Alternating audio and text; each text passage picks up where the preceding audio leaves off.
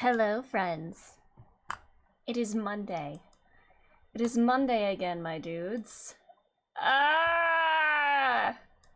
Sorry, I'm kind of just waking up a little bit. I had half of my coffee earlier today, and then I got bloated and just felt like bleh, so I set it aside and just finished it now. So, the energy is still kind of just starting to kick in. But yeah, how are y'all doing today? I had a pretty productive day.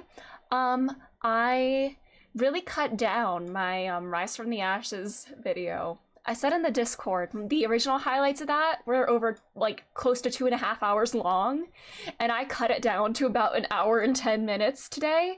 Well, I did most of it yesterday, and then I finished it off today. So there's a couple other little things I want to adjust with the video. But that's almost done, and then that should be uploaded sometime this week. Every time I do a video, like, or finish a video, I'm like, wow, this is so good, I need to do more of this. I just don't want to fall any more behind on everything that I have to catch up on, you know? What a song transition from Throw Away Your Mask to Supersonic Racing. Hello, Hogu, welcome! How are you doing today? But yeah, I have a lot of backlog, or like a whole, not backlog, what is it, like, I guess of videos and VODs that I need to edit and highlight. So I have to do Justice for All, then Trials and Tribulations, the Nonary games. I'll do 2 separate Nonary games videos most likely, and then probably some Yakuza 0 highlights as well. When I say it out loud, it doesn't sound like a lot, but I know it's going to feel like a lot to me. I just need to sit down and get it done. I need to put, like, restrictions on myself, like what I did for, editing the subtitles of, my Phoenix Wright Ace Attorney video. I told myself that I could not play any more Final Fantasy XIV until I finished editing those subtitles, and that worked. So maybe I need to do the same thing here, no 14 until then, or something along those lines.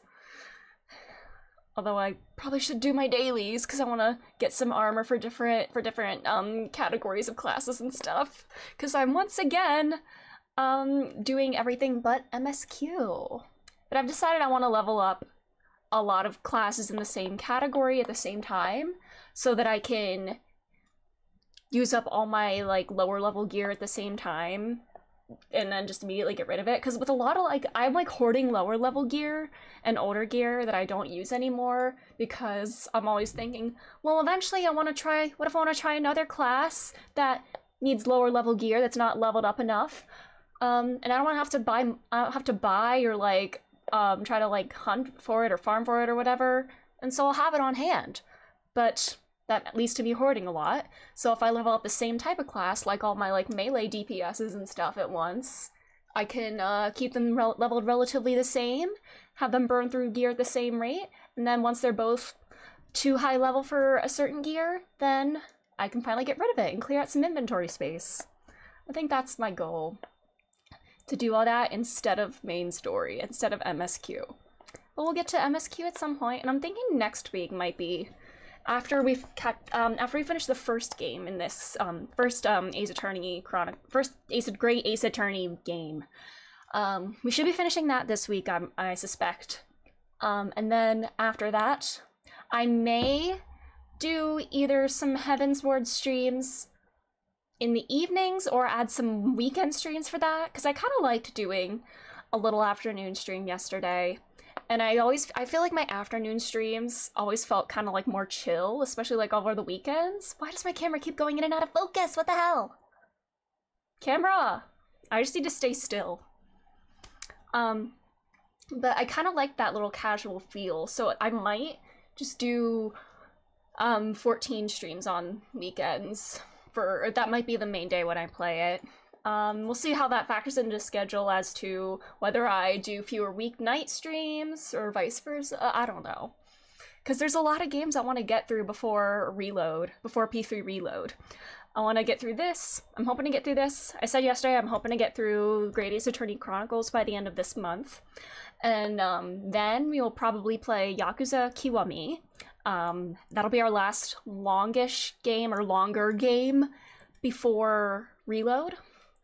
And then I'll play Tactica alongside that as well. I'll see how much of Tactica I want to stream. I may just do like the beginning of it and then the DLC, because if it's anything like Strikers, it's going to be more combat focused as opposed to like story focused. And I like to stream more story focused games. Not that like combat and gameplay itself isn't like fun, but I kind of feel like the stories are more fun to like react to and stuff on stream. But we'll see. We'll play it by ear. Definitely gonna stream the whole DLC arc as well. Definitely gonna stream the arc with my royal trio, of course. That's what I'm most looking forward to. Hi, Ash. How are you doing? Kitty Chad! Hi, Cam. How are you doing today? How are ya? I did some video editing today, but I'm almost done cleaning up Rise from the Ashes. I cut down over an hour from my initial draft of that video because that case is so freaking long. But yeah, sometime this week I should have the highlights posted. And then I gotta work on Justice for All. What was I saying? Oh yeah.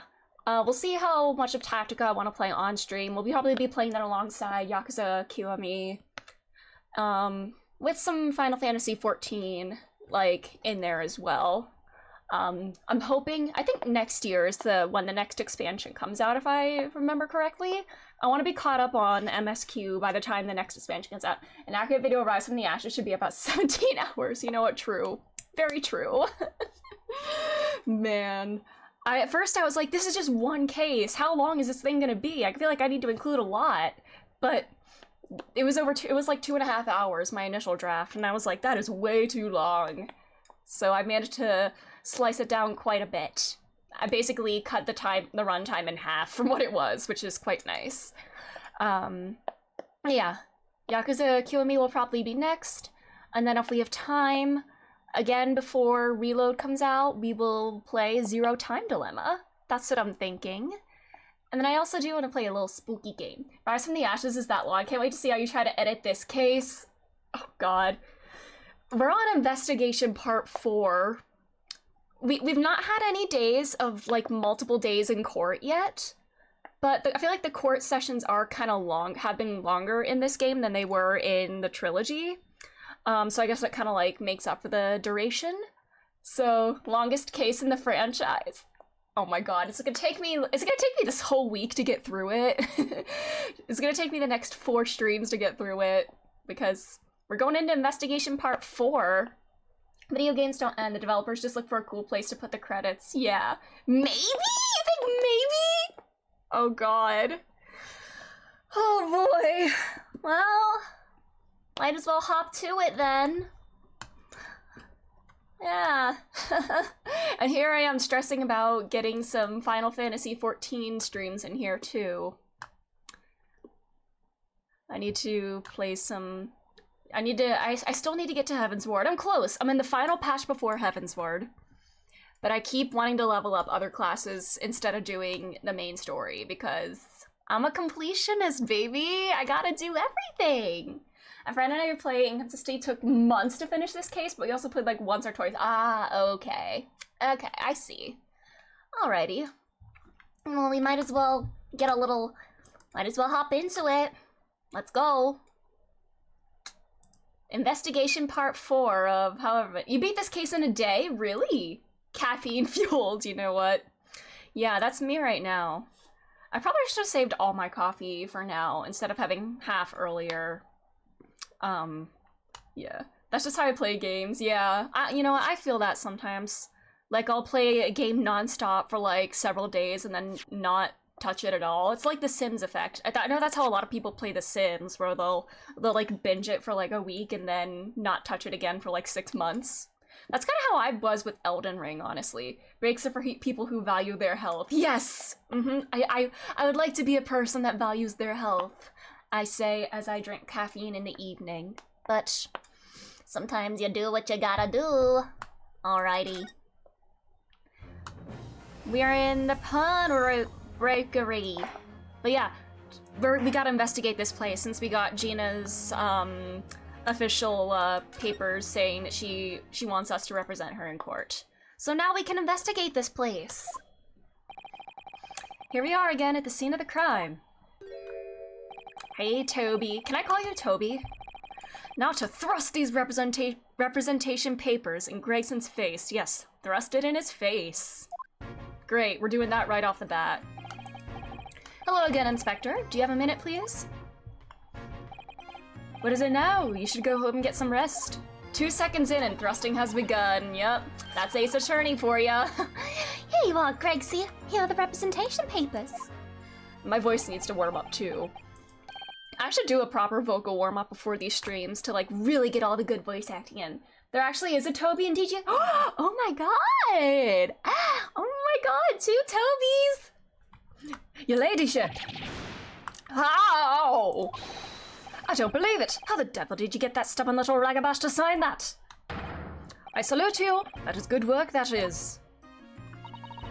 I can see you've been very busy here as well. How about some tea? It's a special blend designed to relieve fatigue. Yes, glug, glug, glug, glug. Mm-hmm. This is the same dialogue every time, right? Lovely. Yeah, let's see. Oh, this is different. Let's see now. Yes, yes. I hardly feel tired at all. I'm fit as a fiddle, your ladyship. Is she like the Italian chef in JoJo's? JoJo Part 4. One of the most iconic filler episodes ever. Would it be alright if we investigated the scene of the crime then? Do as you please. You know where it happened? Through that door behind the counter. Yes, the storeroom. That's where I discovered Mr. Windibank and Gina. I mean, is his name Windibank or Windy Banks?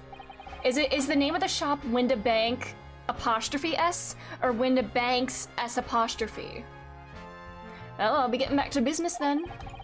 Will you be investigating in the storeroom as well, Inspector?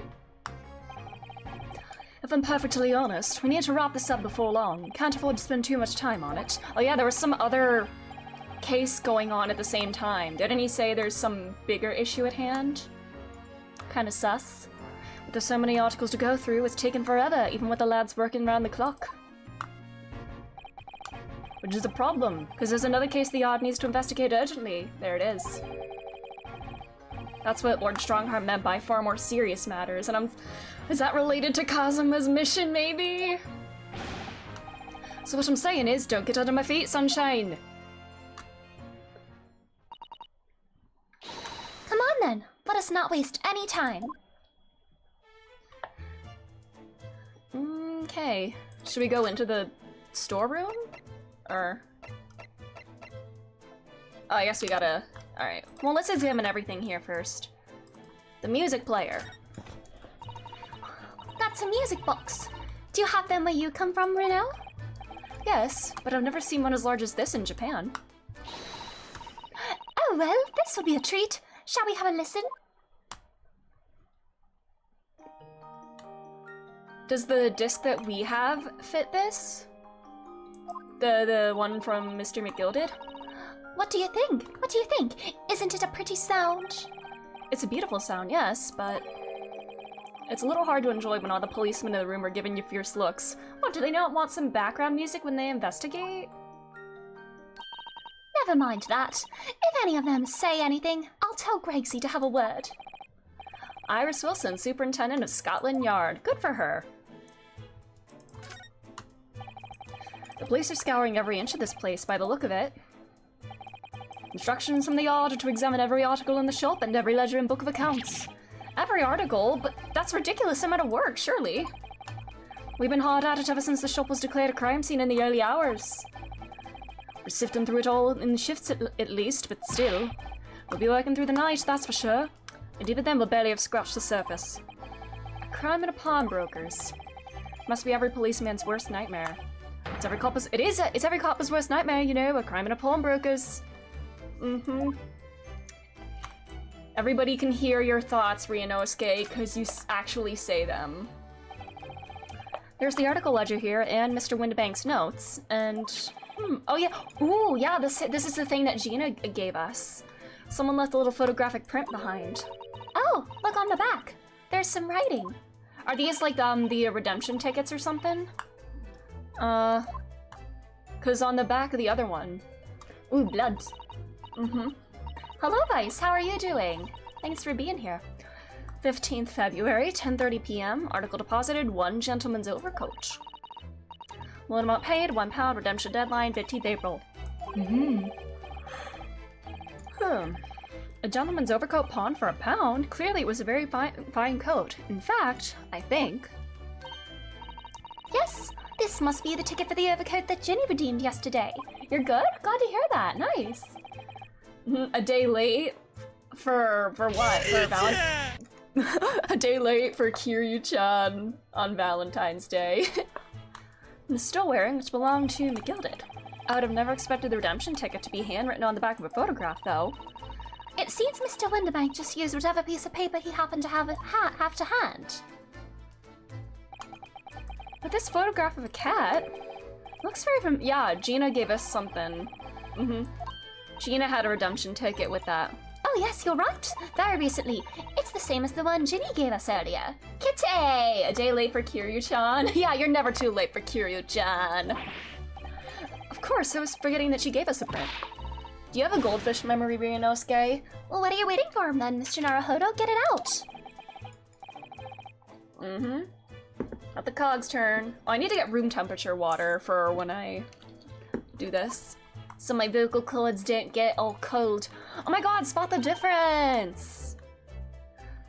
They're exactly, no, his head's, isn't his head tilted slightly off to the left, his right, our left, in this picture?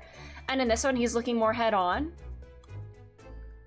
Cause this is like having the two pictures side by side that, Sholmes was looking at in the little stereoscope thing. The two pictures of juror number 2 that were just slightly different. Fair dues, it's no too late with true love indeed. Cold vocals, yeah, I don't wanna freeze up my vocal cords. But yeah, I swear in this one, he's like looking more straight forward, and he's just in this one, he's just a little hair off to the side. I mean, I don't know if that's significant or not, but... I've got it! These two photographs hide an amazing secret! A secret? What does she mean? I mean, they're both... You must tell us, Iris, at once! They're both redemption tickets. Do you really, really, really want to know? Yes, we need you to tell us all you know about this pair of photographs. I want to take a look at, this first. Yeah, on the back was deposited on the 13th, one small box. What happens if I present that to her? Oh, I have to talk to her. Never mind. Might be right about the eyes. Yeah, I don't know if that's gonna be significant or if I'm just, like, imagining things, but, you know. Oh, wait, did I show her my badge before? I don't think I did before, did I? No, I did, and she did the boring old things dialogue. Alright, well, let's talk. So, Iris, about these two photographic prints. The one we found here on Mr. Winterbank's counter, and the one Gina gave us before. What is this amazing secret you mentioned that's hidden between the two identical prints? Actually, that's not quite right. Sorry? If you look carefully, the two prints aren't the same. Aha! Yeah. Not exactly. Were they taken like a second apart? Was it like a shutter taking like two pictures and stuff? Have another look at them now.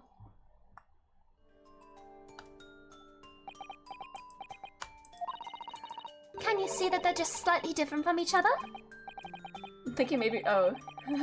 Oh no, are you 10 points away from the, thing? The jump scare sound or whatever? But what's the reason for the subtle difference between the two prints? Ah, well, it's because they're a set, you see. No, I don't. This pair of photographs is meant to be used in a stereoscope. Everyone in London is raving about them at the moment. Yeah, cause, like I said, Sholmes was looking at a pair of photos under them too. Kiryu-chan strikes again! Yeah, Sean's was... Juror number 2 was in the pictures. Juror number 2 from the McGilded case. Oh yes, that's what Mr. Schoen showed us yesterday. Uh-huh. Oh my god. Is this Pinocchio from the hit game Lies of P? Is this teasing that we're gonna get a Goldilocks game, Lies of G, next? Yes, of course. That magical machine that makes pictures look almost real enough to touch. Well, actually,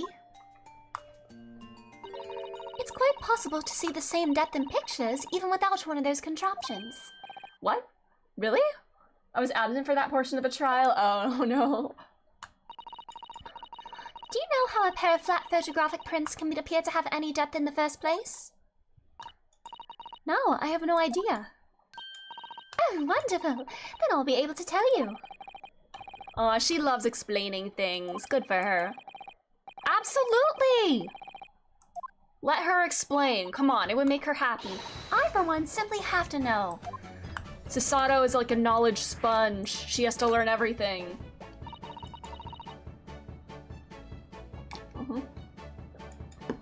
Have you ever considered, Runo, how our eyes see depth in the world around us? Well, I just open them and it works. But the reason it works is because we have two eyes. Shocking. If you try closing just one eye at a time, I think you'll see straight away. What you see is what you see with your left eye, and what you see with your right eye are ever so slightly different. You get a different view with each eye.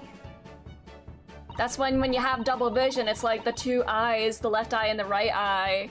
You see out of both of them at the same time and it's not a merged image.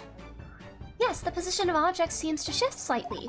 Oh, I used to love doing that all the time, like going back and forth, closing one eye and then the other and seeing everything move slightly. Relax.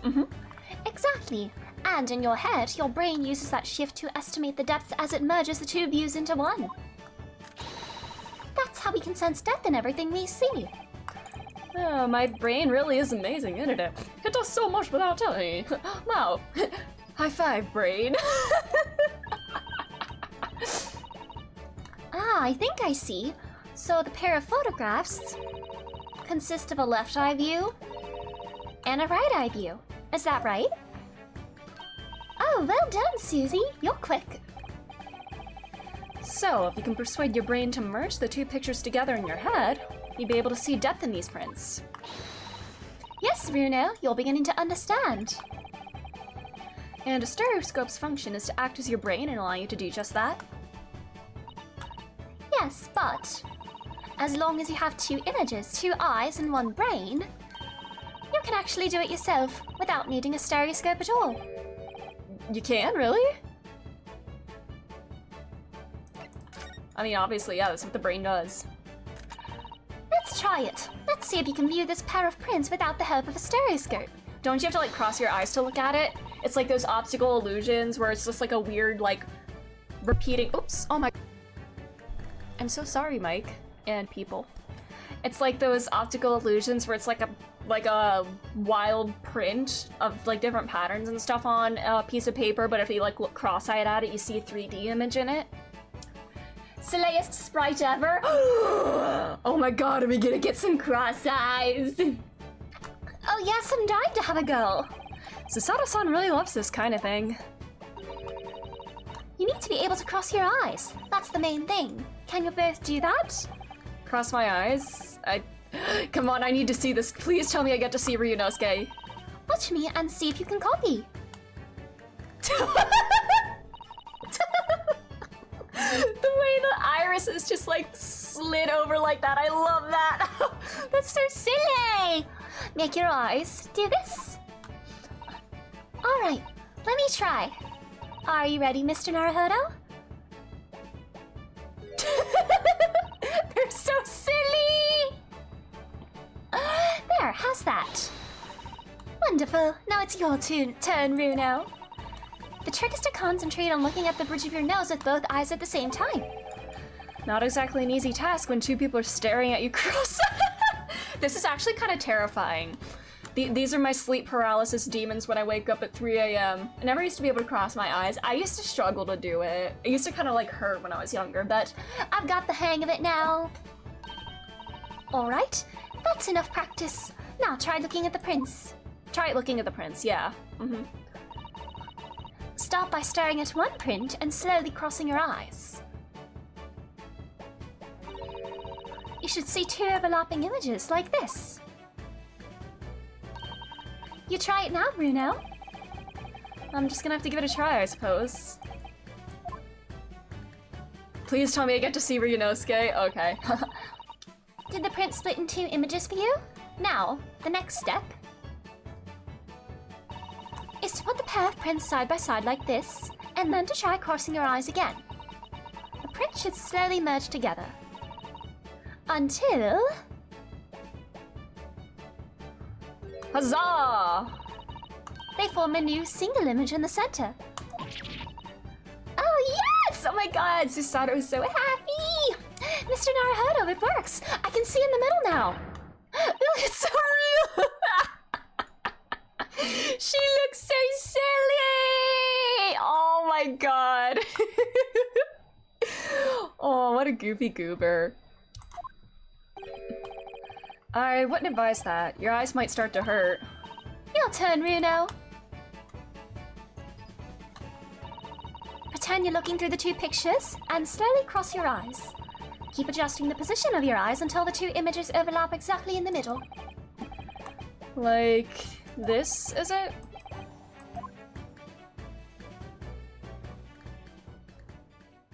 You good, buddy? There, you managed it. So now you know how stereoscopic images work. Well, I don't know who discovered it, but it really is quite extraordinary.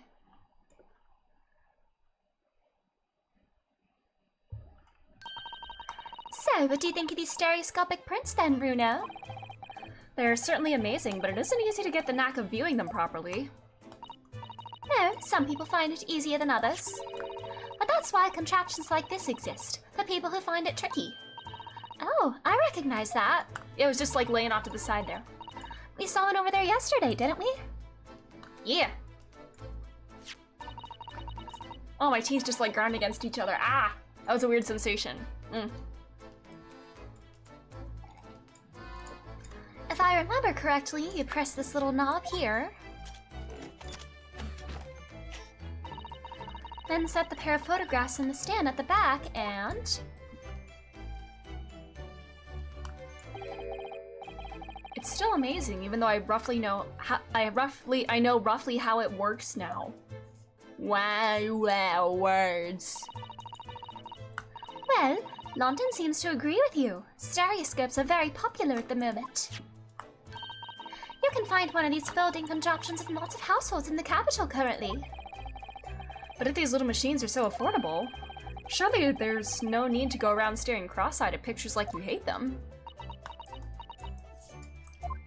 But it's much more satisfying to be able to see the effect with your own eyes.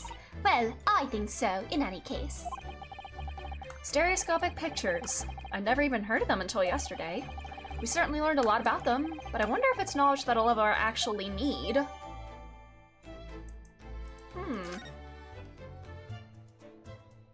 Okay. Hi, kitty.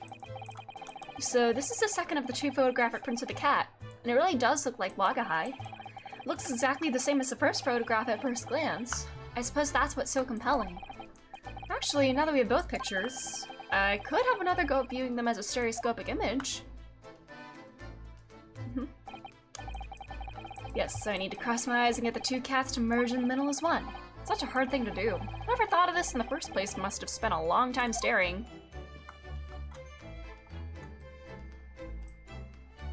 And then the back. This is the ticket that Gina brought in here yesterday. Need is but a function of want, and you know, yes, you want to know, yeah! Yes, having been entrusted to her by Mr. McGilded 2 months earlier. Article deposited, one gentleman's overcoat.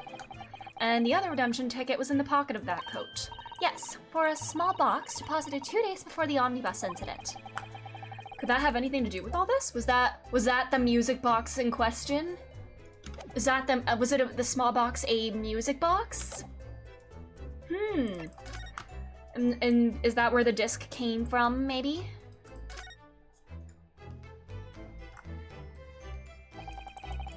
That ledger that's open on the counter there really is enormous, isn't it? Must be an awful lot of work to keep track of all these hundreds of items in pawn. It's too much to think about. Better to sell it all and have a clear head, if you ask me. But clearly Mr. Windibank was very careful when it came to the articles in his care. The way he threatened to end it all if he made even one mistake. Alright, is that everything on this side? Crossed irises! Oh my god, I didn't even realize that was like a little pun I made. Or like an unintentional little jokey.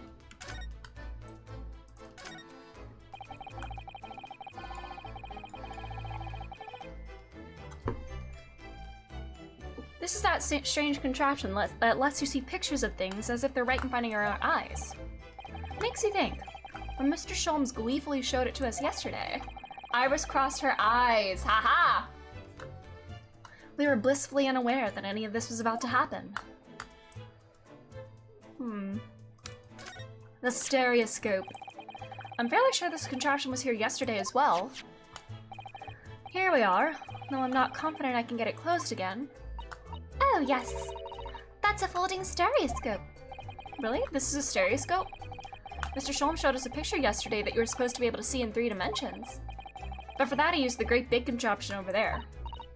Ah, well, that's for use in public houses and places like that. It contains a carousel with all sorts of pictures inside. But this little thing is a much simpler design for use at home. There are special shop-selling prints you can use in them. I have a little collection myself. I wonder if I can make money out of these in Japan, or beekeeping my huh? Huh? What do you mean by that? Do you clean toilets for a job? Is that what you mean, buddy? This officer's been staring intently at the wall since before we came in here. Shh, keep it down! Oh, sorry. There's a major clue just here. Really? Then we must tell Greggsy at once. But as soon as I report it, that's late. I'll be stuck here even longer. Stuck here? What do you mean? I haven't been home in 2 days already. I need another constable to relieve me and take over me shift. They really have a tough time. Oh, it's a joke reference to the mainline game, so either Phoenix or Apollo cleans the office. I see. I remember those jokes with Phoenix. And Apollo's the butt of them too. Aww. I guess that's like the side hustle for all defense attorneys in this universe. Prosecutors are also theater people, whereas defense attorneys are also janitors. That doesn't stop us investigating though, does it? No, I suppose not. I'm fairly sure it was the calendar he was peering at. Yeah, it's like all broken and covered in blood. Yeah, he's the butt of the joke about cleaning the toilet, yes. The irony of that phrasing did not escape me. Oh, they're bullet. Oh yes, a bullet hole. And I can see the bullet is still lodged in the wall. Presumably Mr. Windibank wasn't practicing with his revolver in his spare time. Oh, well, Mr. Sholmes likes to practice in his drawing room whenever he can. He's very patriotic like that. Sorry? It's all there in the Adventures of Herlock Sholmes, you know. Isn't that right, Iris? Ah, did I write something like that? Partly in jest, perhaps. In jest? Well, he doesn't do it often. It's quite dangerous pastime. He doesn't do it often? He shouldn't even do it once. What, just like shooting the wall like that? Forget that for now, Bruno. Let's examine the bullet. Well, it's in the piece of paper from yesterday. So either... This bullet had to been fired before midnight then, because Mr. Windibank said he, every day at exactly midnight, he changes the calendar, but there's still, like, paper ripped from... Looks like this was torn after the bullet was fired. So unless he was somehow incapacitated before midnight, or at midnight, and didn't change the calendar, this bullet was fired before midnight. And when we came over here, it was like 1 in the morning, so something had to have gone down before then. The patriot, yeah, he shoots the letters VR into his wall, which stands for Victoria Regina. Ah, I see. Is that a thing he does in the Sherlock Holmes stories too? What's that around the bullet hole? Is it blood? A suspicious red stain on the calendar. Aha! I may well be able to help with that. He does! Cool. What? There's nothing like the sight of blood to get the blood pumping, is there, Runo? I have a feeling I'm not as bloody-minded as you, Iris. Aw. I'm afraid the sight of blood makes my blood run cold. There you have it, you see. When it comes to blood, we're all different types. Yes, what a scientific observation. So you need this. Oh. What's this scary-looking thing? Hurley and I actually haven't come up with a name for it yet. But as soon as you see it in action, you'll understand what it does. Watch.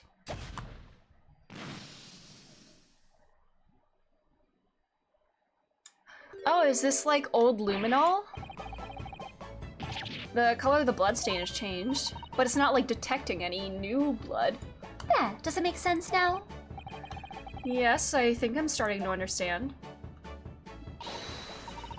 Good. It works on the principle that different people have different types of blood, you see. Oh, like A, B, and O? The chemical of fires combines with the blood and makes it change color. So you can identify whose blood it is you're looking at. In a flash. Oh, what a fabulous invention, Iris. Isn't it? Isn't it? I bet Ginny would say it's bleeding great. They have silly little names for each of their inventions. I love that. Well, yeah, what's the point of having a fun invention if they don't have a silly name for it? So whose blood are we looking at then? Well, all the chemical does is turn the blood a different color, so... just find someone whose blood turns the same color and you'll know who it belongs to in a flash.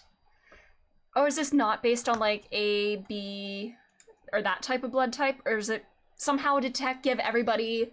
does it somehow assign everybody a unique color, mayhaps? It's more like 2 flashes, really, isn't it? 1 flash or 2? This could well turn out to be a very valuable clue. So we must make a note of it in the court record. We're gonna have to get blood samples from everybody. Different people's blood turns different colors. Let's keep testing and adding the result of any other blood analysis to the portfolio. As long as I have Regent left, sure. Actually, there's a stain on the back of that one photograph, isn't there? Can that tell us anything?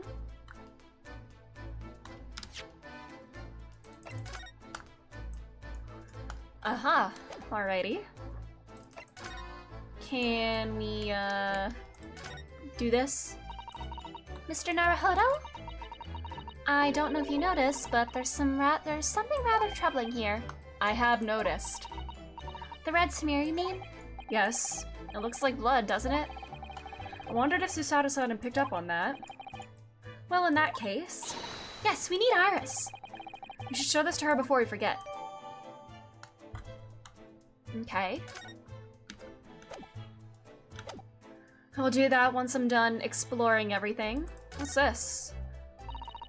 These shelves are where the pawnbroker puts articles that have been forfeited on display for customers to buy. Yes, it's a really strange miscellany, isn't it? I mean, who would buy this horse statue, for example? Maybe people like horses. Maybe they want to decorate a Mojo Dojo Casa house. Well, sometimes you can just find real treasures among all the junk, you know. Are you alright, Bruno? Oh, it's just... well, it looks like a collection of useless junk as a whole, but when you pick out individual things, you can't help wishing you owned them. Even that horse statue. That's exactly how the pawnbroker works. They're very clever. They play with your brain. Is that everything I can inspect? Well, there's this. Is there anything new to say about that? Green blood. Ryunosuke and his little trinkets. I want him to get a little trinket collection. I think that would be really great. Like Shones has a bunch of little trinkets from all his cases. Green blood. Have you heard about a certain webcomic, Ryunosuke, where everybody has a different, well, this alien species where everybody has different color blood? Have you heard about Homestuck? Everyone's blood is different. Wonder what color my blood would turn out. Actually, I don't want to know. How high up in troll society would you be? People don't have different color. Sometimes someone pitched a zine idea of Ryunosuke and all his useless stuff. I love that. Oh my god, that's great. Oh yeah, congrats on getting into that one zine. You got into DGS zine, right? Congratulations on that. Was that a JoJo reference? No, that was a Homestuck reference, unfortunately. I wish it could have been a JoJo reference. That's how sad I am about it. Yes, you are. Oh, you're working on a fic for it? Oh my god, once I finish the game, I'll have to read it. I can't wait. I think that's everything. So, Iris. I got something for ya, bestie. Here. Oh, that looks like blood. A thing about the color of someone's blood in JoJo's, was there? If there was, I don't remember it. Excited to finish the game before it comes out, but then I could share. I'm excited! I would say it's from a gloved finger. Almost certainly a glove made of leather. Well, don't worry, Bruno. You can leave the rest to me. The zine revolves around a major spoiler, though. Okay, that's fair. Alright, more incentive to finish the game! Purple! Pretty high up in Troll Society. Yes, that's a color we haven't seen before, isn't it? We simply must add it to the portfolio of blood samples. It could be an important clue. Although, it would be nice to find out whose blood these different colors corresponded to at some point. We're gonna have to, like, get a blood sample from people, like, with a little pinprick or something. Well, this particular stain of blood. Oh, you've had an idea, haven't you? Do you know whose blood this is? Somebody that was wearing leather gloves. It wouldn't... Wearing leather... This is gonna be, what's it? Mr. Mason's blood, isn't it? I do have an idea. Because leather gloves with blood on them were a piece of evidence in the third case. And then Gina also, I guess... Well, yeah. Then she took this coat to the pawnbrokers, afterwards. Yeah, this is gonna be Mr. Mason's blood. Purple blood is rare. I have an idea of whose it is. Not from the color turn, but with a little deduction. That's right! I think it's clear. Iris, you know as well? You first, Reno. Who do you think it belongs to? Alright, I believe that this is the blood of... Thrice-fired Mason! Thrice-fired Mason. You don't sound very sure of yourself the way you trailed off there. Well, it was 2 months ago, that case. And of course, I never met the victim, so I'm struggling to remember his name. He was definitely thrice-fired, though. The victim of the omnibus case? Yes, his name was indeed Mr. Thrice-fired Mason. But that would mean that this bloodstain was left on the ticket 2 months ago. Yes, I think it was. Gina brought this ticket here to Windibanks yesterday. I'm suggesting that the bloodstain was already on it at the time. So it's a smear of blood from the time that Mr. Mason was killed 2 months ago. Something else is coming back to me now. Mr. McGilded was also wearing leather gloves that night. Did he give those gloves to Gina, then? Now I ask you, what good-hearted soul wouldn't rush to help a fella bleeding from his stomach? I wasn't about to start worrying about me gloves now, was I? I reached out to give the man a hand.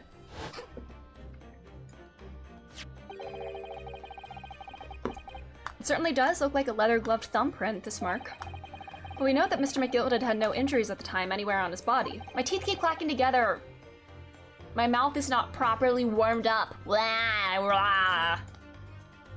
From which we can conclude that any blood on the glove belonged to the victim, Mr. Mason. Mr. Naruhodo, you sound just like Mr. Sholmes. Minus the quirky I can't speak today. Oh my god. I feel very tongue-tied today for whatever reason. Nah. Blah, blah, blah. I need to like shake my jaw out.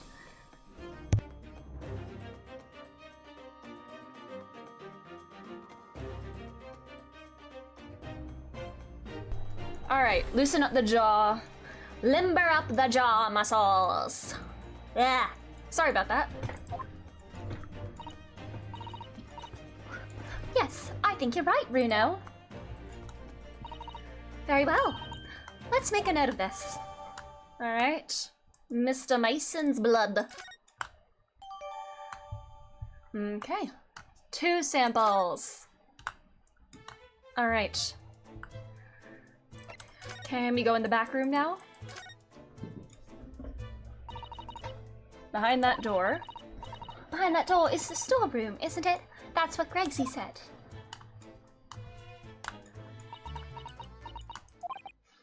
Yes, and that's where I saw that dreadful scene last night. Through the little window in the door.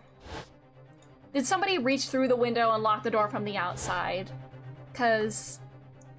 yeah. Mr. Windibank, face down on the floor, with Gina beside him. As the accused's legal representative, you have the right to examine the scene, Mr. Naruhodo. We must make a thorough investigation. Yes, of course. And we will. Behind that door, that's the real scene of the crime. Don't worry. If there are clues in there, I'll find them. Are we taking her with us? Alright, I guess so. Alright, let's go in here. Oh, did it say something about we could linger in the main room for a little longer? Alrighty.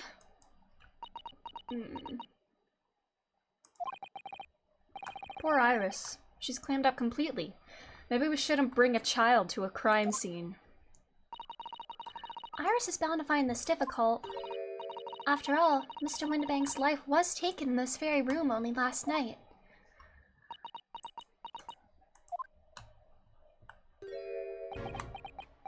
Hey, Gregsy. Ah! Wait, Inspector!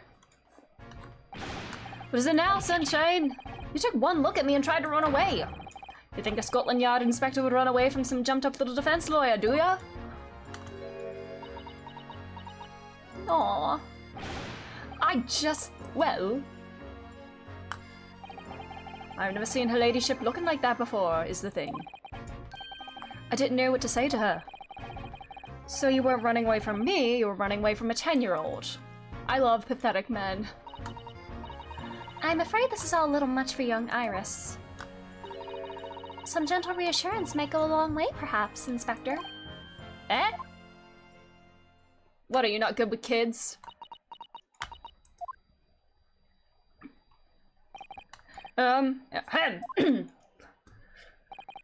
Don't trouble yourself unduly, your ladyship. I mean, at least you're not... At least you're not dead, are you? I love that animation so much. Very reassuring. I don't think that went very well. Why? Look, I'm in the middle of an investigation here, Sunshine, and I told you not to get under my feet. And we have investigating to do ourselves. Yes. I'd like to hear more about what the socially inept inspector has to say. Oh, Hurley. And inquire into how Mr. Sholmes' operation is going. Alright, let's inspect first, actually. The gun! This is a revolver. A real one! And quite possibly the murder weapon used to take Mr. Windibank's life. What's the matter, Susie? You and Bruno look like you're about to faint. Well, it's just that I've rarely seen a gun in the flesh. And I've had issues with guns. Yeah, he has. But anyway, we saw Mr. Windibank with us yesterday, didn't we? Oh, yeah. Aww! They didn't show the running animation again? I wish they did. Must be the same gun. And last night, when I looked through the spy hole in the door of the storeroom here, that was the same gun I saw in Gina's hand.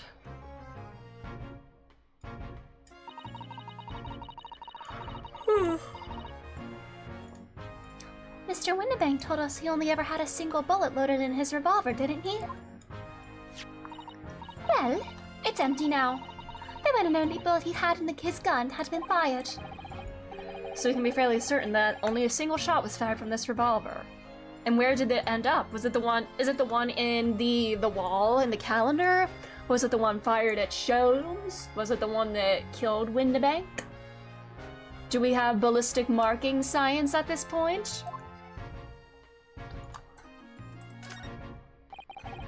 The police have marked the position of the body with a chalk line. Can we test this blood? Poor Mr. Windibank. He was a nice old man. Well, he was shot just once through the heart. And who's to blame? Who? Most likely the fellow died instantly. He wouldn't have felt a thing. Very reassuring.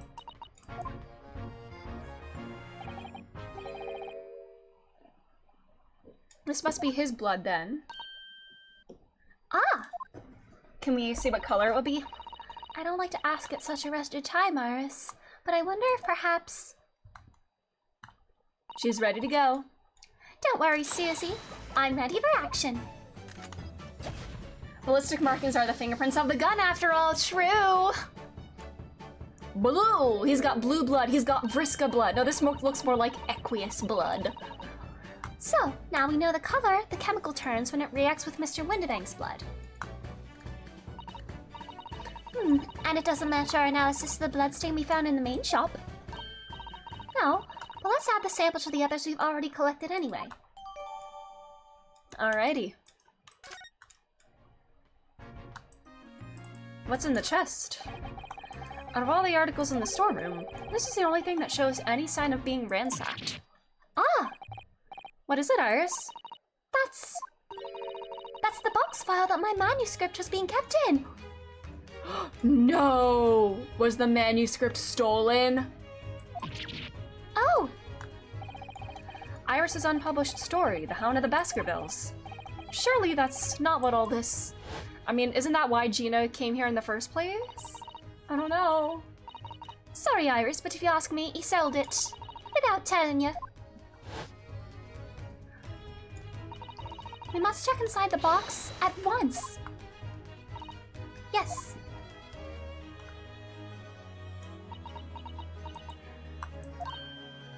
Is there anything in there? It was there. Iris's story was there. Really? She doesn't look happy. Well, that's good news, isn't it, Iris? Yes. I mean, of course, I believed Hurley when he said he deposited it here, but still... It's a relief to actually see it.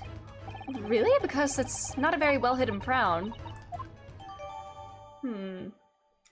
Oh, it has her little signature flower.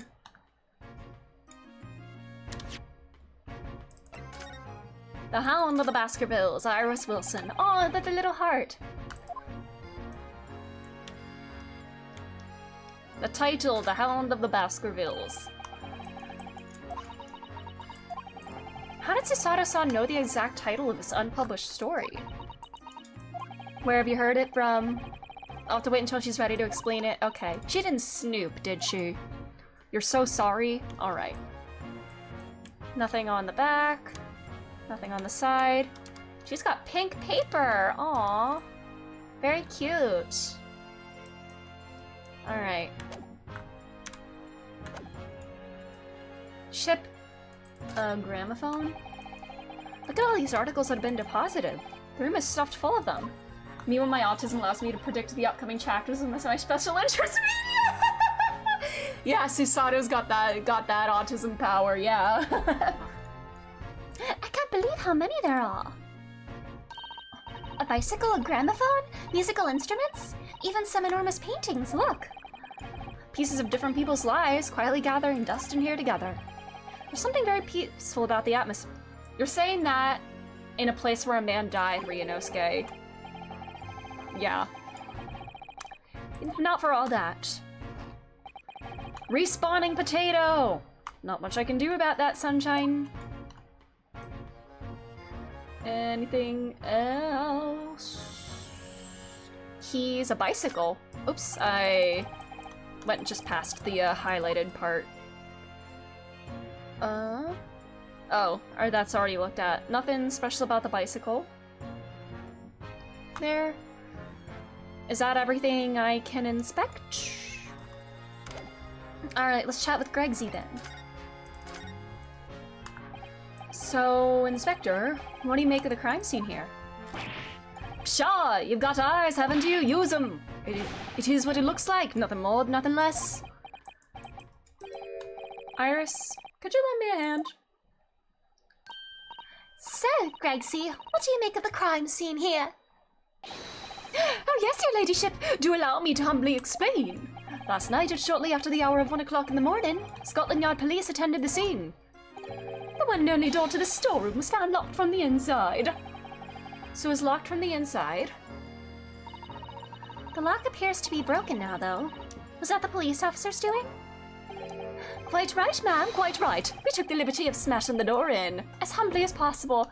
Aw, just like Phoenix. Just like Phoenix in 2-2. Oh. As you can see, the victim was discovered prostrate on the floor, thus wise. And next to the aforementioned body, we discovered the vile gutter child. What are you talking about, Ginny? She's my friend, you know, Inspector. Miss Lestrade, the hapless girl, was curled up on the floor, dead to the world. She's still alive, you know. He discovered what... Okay, listen, I know I kind of mispronounced that. I stumbled over that word. I'm struggling in the speaking department today. The words are not coming out as smoothly as usual. And when do they ever come out smoothly, let's be honest. I don't know if it's just my mouth feeling extra dry, but it feels like there's like chalk in the back of my mouth. I don't know why. She appeared to be unconscious. And I'm afraid to say she had the gun that was used in her hand. No! Presumably, it's the gun that's still down there on the floor now. In her pocket, we found the key to the door as well. What? The key to the storeroom? And you say the storeroom had been locked from the inside, Inspector? Correct. All of which leaves her ladyship's friend in something of a sticky situation, I'm afraid. Aww. Obviously, my personal opinion is that it's all some sort of a misunderstanding. Of course it is, Inspector. Of course it is. How's Sholmesy doing? Gregsy, do you know anything about Hurley? Is the operation finished? Is Hurley alright? Is he? Oh, well, the thing is, Don't mince your words, Inspector, please. You don't mean to say that Mr. Sholmes is... No, the operation's done and dusted. It's just that, well... Out with it! Yes, threaten him with a Susato takedown. They used something called a general anesthetic. It's the latest thing, renders the whole body insensitive. The one thing that can combat all the coke in his system. The whole body anesthetized, yeah. Technology. Means the operation can be completed while the patient is fast asleep. Goodness. In the Empire of Japan, we can just manage to provide laughing gas for a tooth extraction. What was that poison that Brett was researching? It started with a C or something. Yeah, dead to the world is a metaphor, yeah.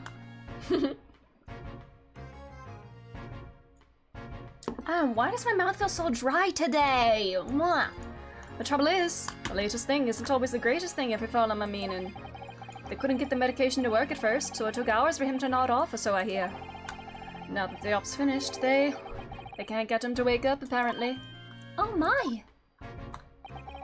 No one knows if it's the anesthetic still in his system, or if the bloke's just plain exhausted. But anyway, all they can do is stand back and watch till he comes round again. Hurley! The moment he opens his eyes, your ladyship, I swear I shall get word to you. What a surprise. Even in matters of life and death, Mr. Sholmes has to do things his way. That is his theme song, baby. Curare, that's it. Because her note said something about it possibly being used as an anesthetic if the potential, like, toxic effect can be mitigated.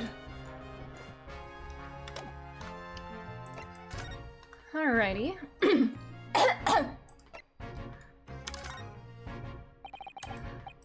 I don't need to show him these papers, I guess. We don't intend to share, Sunshine, not with the general public. He doesn't have anything to say about my badge, does he? In that case, Gracie, how about some herbal tea? This is the same thing, right? Glug. Glug, glug, glug.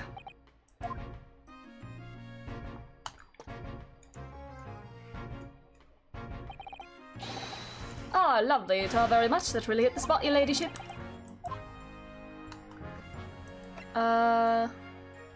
Do I want to show anything to him? I guess not.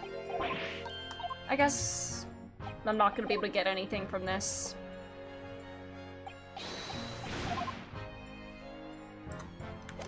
Alright, if I hit move. You might miss what people say. Is there anything new here? Is there anything at all that I missed? The poison was the curare. That's what, can I give you a color? Purple! Purple.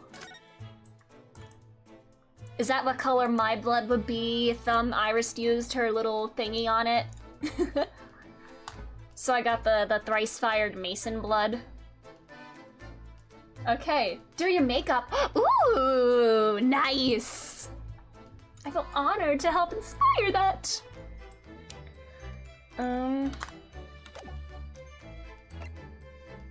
What if I show this to her? Oh, my manuscript. Mr. Sholmes said he deposited at Windibanks, and he had.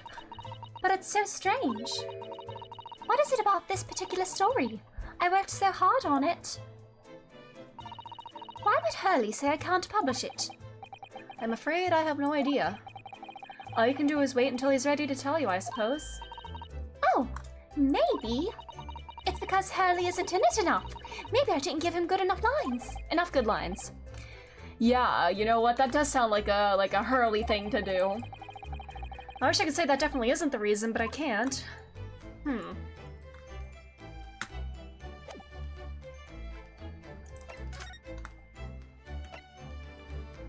Is there anything...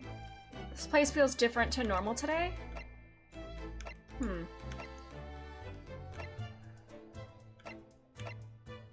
This place is so much fun. I'm just itching to dismantle that huge clock. Oh my god. She could do it. She could take down... That's not inside, like, Big Ben or anything, is it? Nothing new here.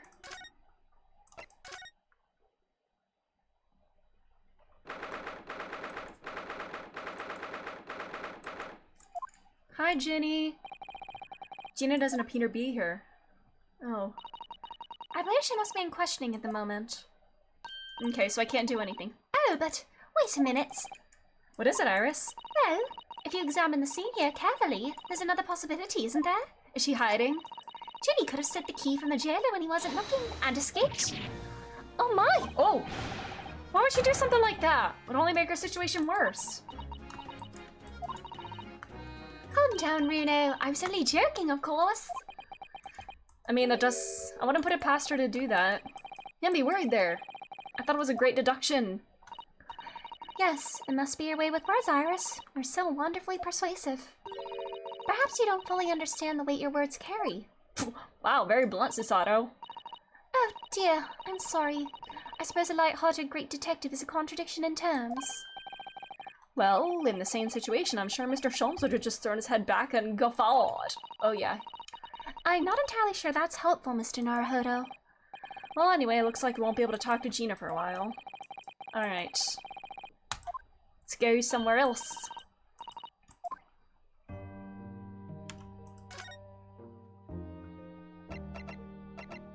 Is there anything outside here?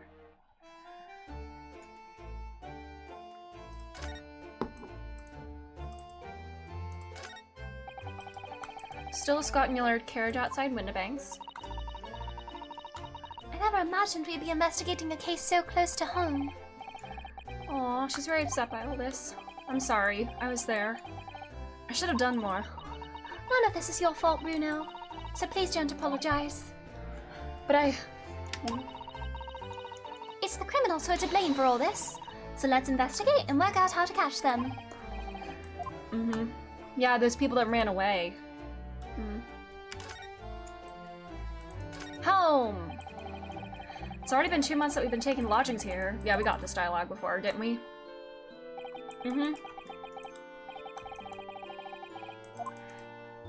You're a lawyer! When Hurley comes back home, let's have a big party. That's a great idea. I'm sure it won't be long. Mr. Sholmes is very tough. Yes. Alrighty.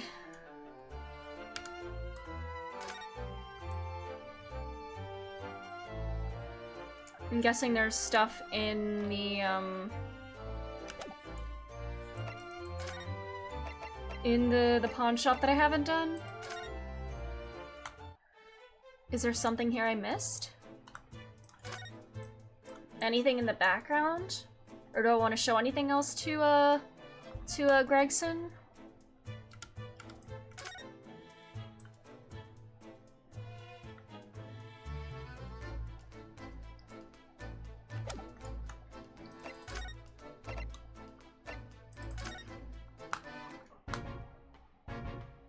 Do I want to show him something? This? Okay. Should I show him the blood samples?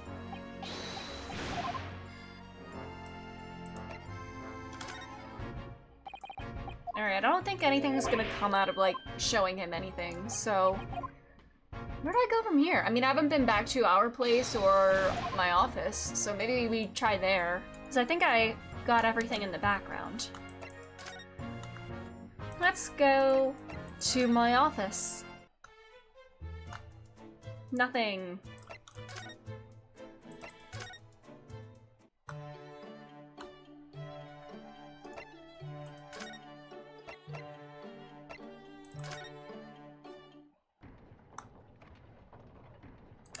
Alrighty. So, something in either the storeroom or if you let your concentration slip, you might miss what people say. Oops.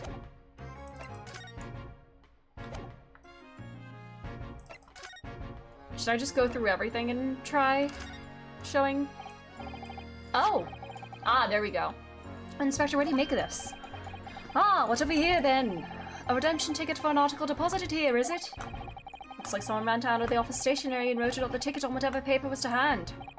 Yes, this is the ticket for Mr. McGilden's overcoat, the one that little driver turned up with yesterday. Oh, actually, no, it's not. Really? Think you know better than me, do ya? Read the ticket, my dude. I didn't mean to, Runa's right, Gregsy. It isn't the same ticket. Of course it isn't, of course it isn't! I never doubted you, your ladyship! So, what's all this about then, if I might be so bold as to ask? This is a second ticket. A second one? It seems that Mr. McGilden in fact had another article in storage here at Windibanks. Is that right? I think we need to discuss this further with the inspector, Mr. Naruhodo. Oh good, because he's never so easy to talk to. There we go. There we go. This ticket was in one of the pockets of Mr. McGilden's overcoat. Eh? You mean to tell me there was more than just the music box disc? I should have insisted on the lads taking it back to the yard and examining it properly. Well, according to the details on this ticket, Mr. McGilda deposited another article here with Mr. Windibank. Yes, I can see it written here.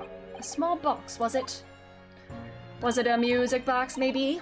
Do you have any idea where it is, Gregsy? Any at all? It's another article belonging to Mr. McGilded.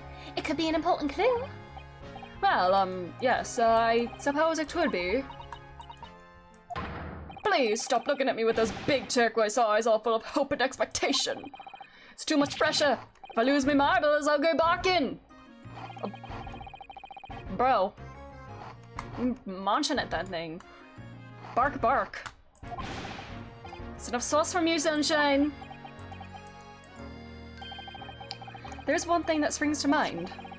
According to this ticket, the redemption deadline's already passed, hasn't it? It could be out front. Is it the box out front that, like, I was highlighted or something? Of course. Oh, yes, of course. Articles are only held for 2 months. So the small box will no longer be in here then? That's right. It's been forfeited. Which means it could be on the shelves in the front shop where the forfeited items are offered for sale. Yes, the stalls in the front. You must search them at once. You're wasting your time. Oh, There are dozens of little boxes out there, hundreds even.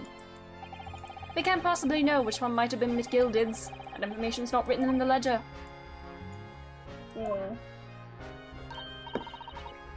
well, I think we should at least have a look, just in case. Of course, your ladyship, of course. Very sensible of you, I'm sure. This is getting old. Alright. Dong. Haha. It said dong. Ah! I nearly jumped out of my skin there. How could Mr. Windibank set such a wicked trap? I doubt he set out to scare anyone. What time is it? Is that really the time? I think perhaps we should pay Gina another visit soon. Oh. Her trial is tomorrow. We must establish whether or not you'll be defending her. I think we should ask her one more time. She may have changed her mind. Okay. Don't you remember, Bruno? You told her she could rip up the representation papers if she didn't want you to be her lawyer. Really? Did I say that? You most certainly did. Yes, you did. Mm-hmm. The deadline for submitting the paperwork is fast approaching. In that case, we better hurry back to the prison and talk to Gina again. First, can I, look at this? Yes, this is where all the items that have been forfeited by the original owners are offered for sale. That's right. They've all got little price labels on them, but there's so many. I wonder if the small box's ticket for is still on the shelves somewhere.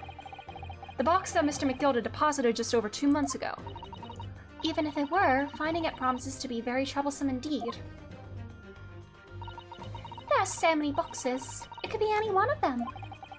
Mr. Shulman said that pawnbrokers was the safest place to store anything, more secure than a bank's vault. So perhaps this small box of Mr. McGilda's contains something of very great value. Well, if that's the case, he'd probably have kept it locked. So then, you need to find every box with a lock and break them all open. Hiya! No property damage, Ryunosuke. That sort of misconduct would get you arrested. I won't let that happen. This takes me back. It's been some time since the Sada Sun last threw me. Nostalgia, baby. The intense music is gone now. But we need to go find, talk to Gina.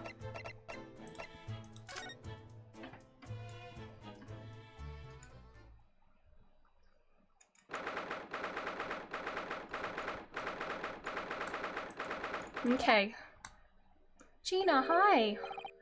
Gina, good, you're back. Ah!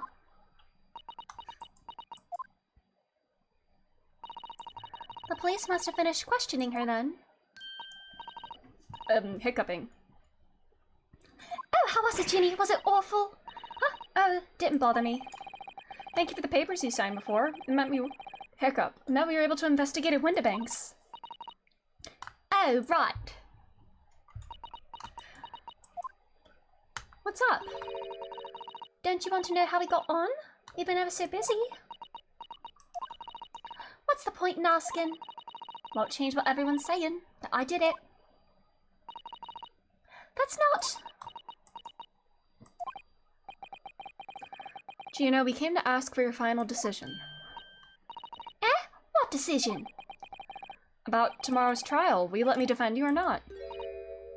You've got nothing to lose. I must submit the paperwork now if you'd like Mr. Naruhodo to represent you. Right. I see. She's really lost her fight all of a sudden. But I know what that feels like. The worry's just so hard to bear. Aw. Oops.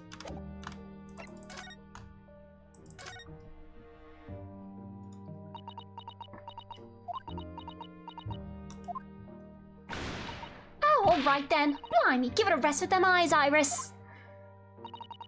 So come on then, fill us in. Who done it? Unfortunately, we don't know that yet. You don't say. You don't know yet, Gina. But Mr. Naruhodo and all of us know that you are innocent of this crime. And while we haven't yet managed to work out who the real culprit is, there are a number of interesting facts that we've managed to establish. Oh yeah? Like what? Well, for example, the reason for you being there in the first place. I think I now know why you broke into Windibanks that night. And that's to show the evidence and thrust it in her face, or present it, yeah. That's the better option, buddy.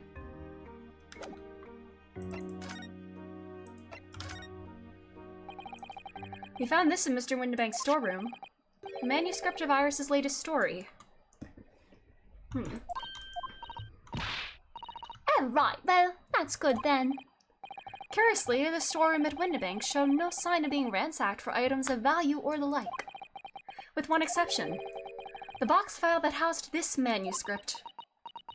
It was you, wasn't it, Gina? Who broke open the box containing this manuscript last night? You were determined to find out whether or not the Hound of the Baskervilles was really there. That's the real reason you broke into the storeroom last night, isn't it? Why don't you tell us what happened, please?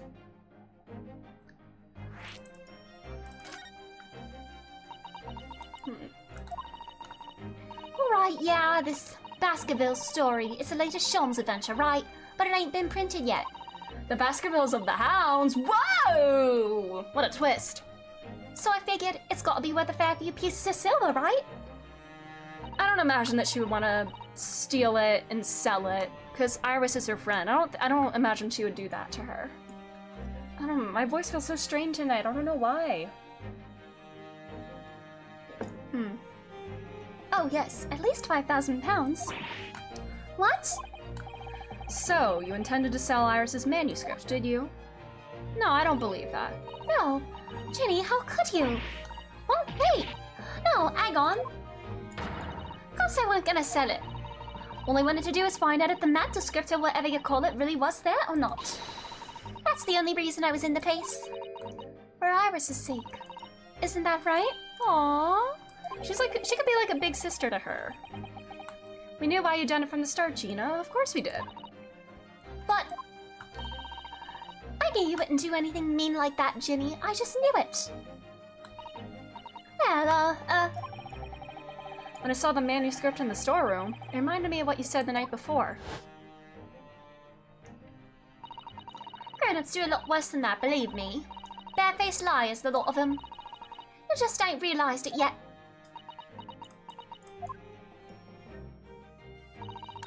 I'm telling you, that manuscript ain't at Windibanks. You'd see and see if you had a look. Aww. If I'm honest, I have wondered if Hurley's telling me the truth sometimes. I mean that I sometimes wonder if he might have hidden my manuscript somewhere. Somewhere I don't know. Even though it's wrong of me to doubt him.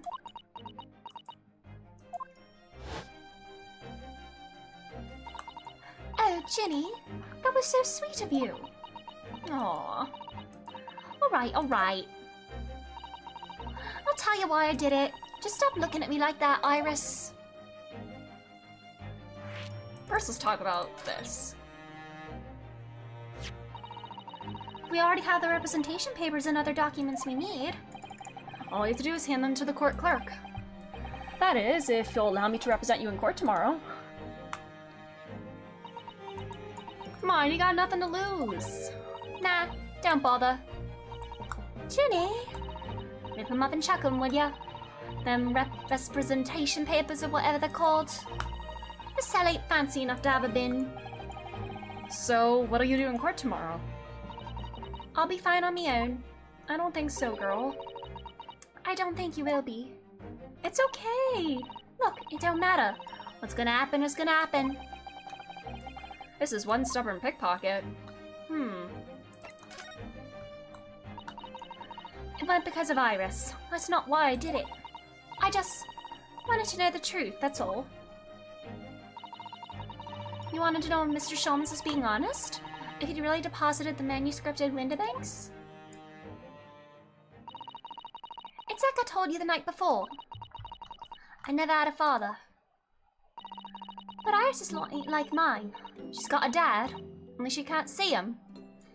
Well, would now be a bad time to break the news that he is no longer in the realm of the living.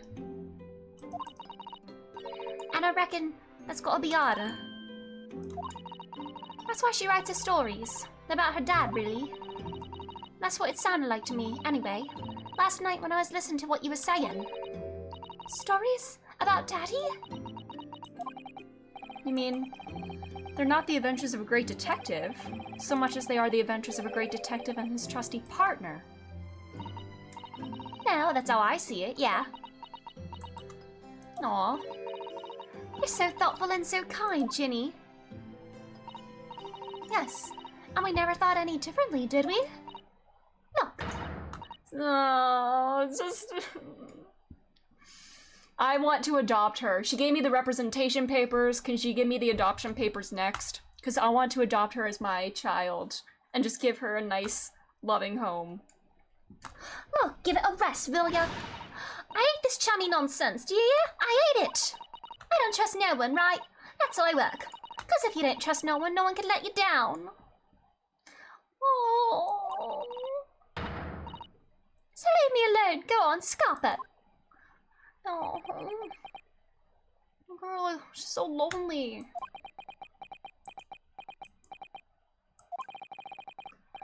I hadn't noticed until now, but it's unmistakable. Oh yeah, blood on the overcoat. Huh. Very suspicious red stains. Oh, can we spray them? What? Why are you looking at me like that? Might be worth presenting some of our other findings.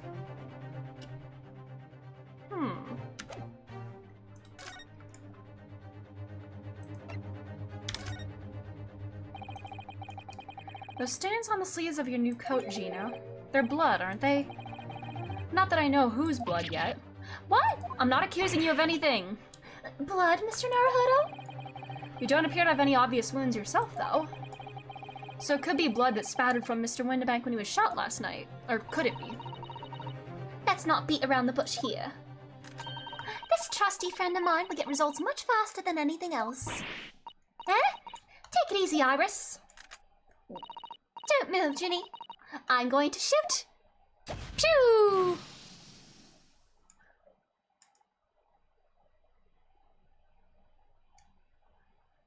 Urple! Urple blood! That is the same color as, that is the same purple as this. I couldn't tell if it was like slightly... Yeah. Was he wearing this at the time of the murder then?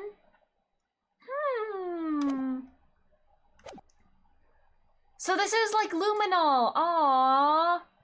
Victoria and Emma Sky. Oh my! What the? Forget the sleeves. The whole coat is covered in blood. Of course. The black color of the fabric was masking the stains. That's why we haven't seen them until now. Damn. We're in this bloody coat the whole time. And the blood has reacted with the chemical to turn a purple color, which matches one of the samples we've already collected perfectly. Yes, now let's see. Who had the purple blood? Ah? Mm-hmm. It was the brickmaker, Mr. Mason. Victim of the murder case 2 months ago.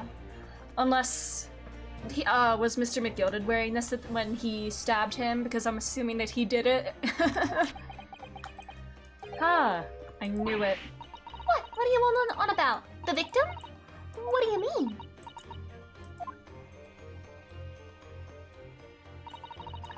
It's a rather uncomfortable situation, Mr. Naruhodo, but I think this makes things quite clear. Means the omnibus case is finally solved. The truth about who really murdered the brickmaker, Mr. Mason, is revealed. Oi, would someone explain what's going on? Stop telling off a story. Man, we got a guilty man acquitted.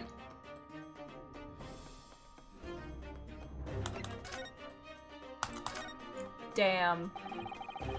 We can see now that the victim's blood is all over Mr. McGilded's overcoat.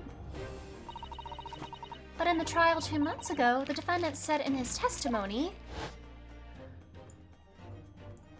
Now I ask is, what good-hearted soul wouldn't rush to help a fella bleeding from his stomach?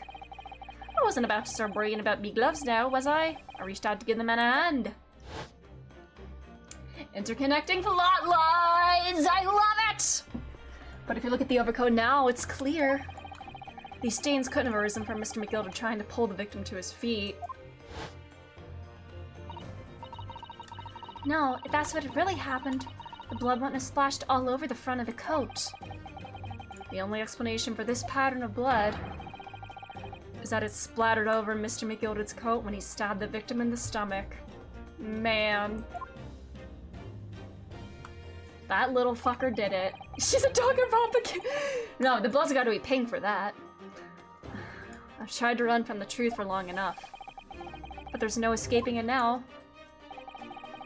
The true culprit in that case, Mr. Mason's killer, was Magnus McGilded. And we got him acquitted. Oh, is that gonna weigh on his conscience for, like, a long time now? Mr. Naruhodo? That horrible case is solved at last. This is a Danganronpa parody! Ooh!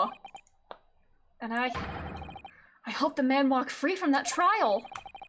I used all that twisted testimony and all that sham evidence to prove his innocence? How could I have let that happen? It's what you had to do to, stay on the country. Is Strongheart involved in that somehow? Is that why he wanted Mr. McGilded, proven not guilty? Is he involved in that somehow?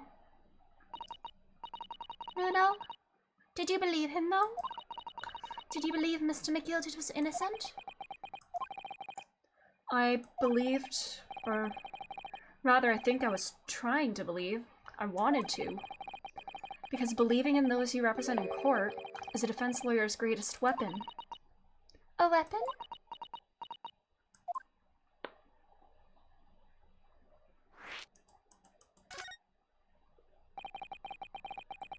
Before we came to Great Britain... Here it comes! A great friend taught me a valuable lesson.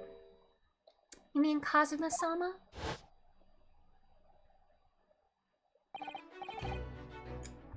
The song! With his song too! Listen, Ryunosuke. We lawyers are only human. We can't know for sure what is the truth and what is a lie. Hi, beloved, I miss you so much, sweetie! Which is why we must resort to our primary weapon.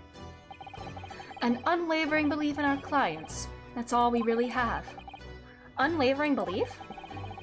Only when we truly believe what our client tells us can we fight with everything we have for their cause. Hitting us as samurai on a mission and not the nocturne. Yeah, this is the pump up music, not the sad music. We can't be sad. We're getting hyped here. In any battle, there can be no victory without faith.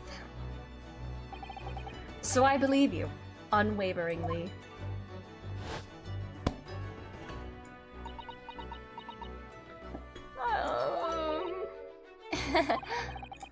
What's funny, Gina? Go. Sounds like this Empire Japan you come from. Everyone must be soft. Well, come on. Look at the mess it's got you in, believing in that bog trotter. Yes, I inadvertently helped a murderer walk free. But then he burned to death, so, Well, at least you learn your lesson now, eh? Believing in people's never worth it.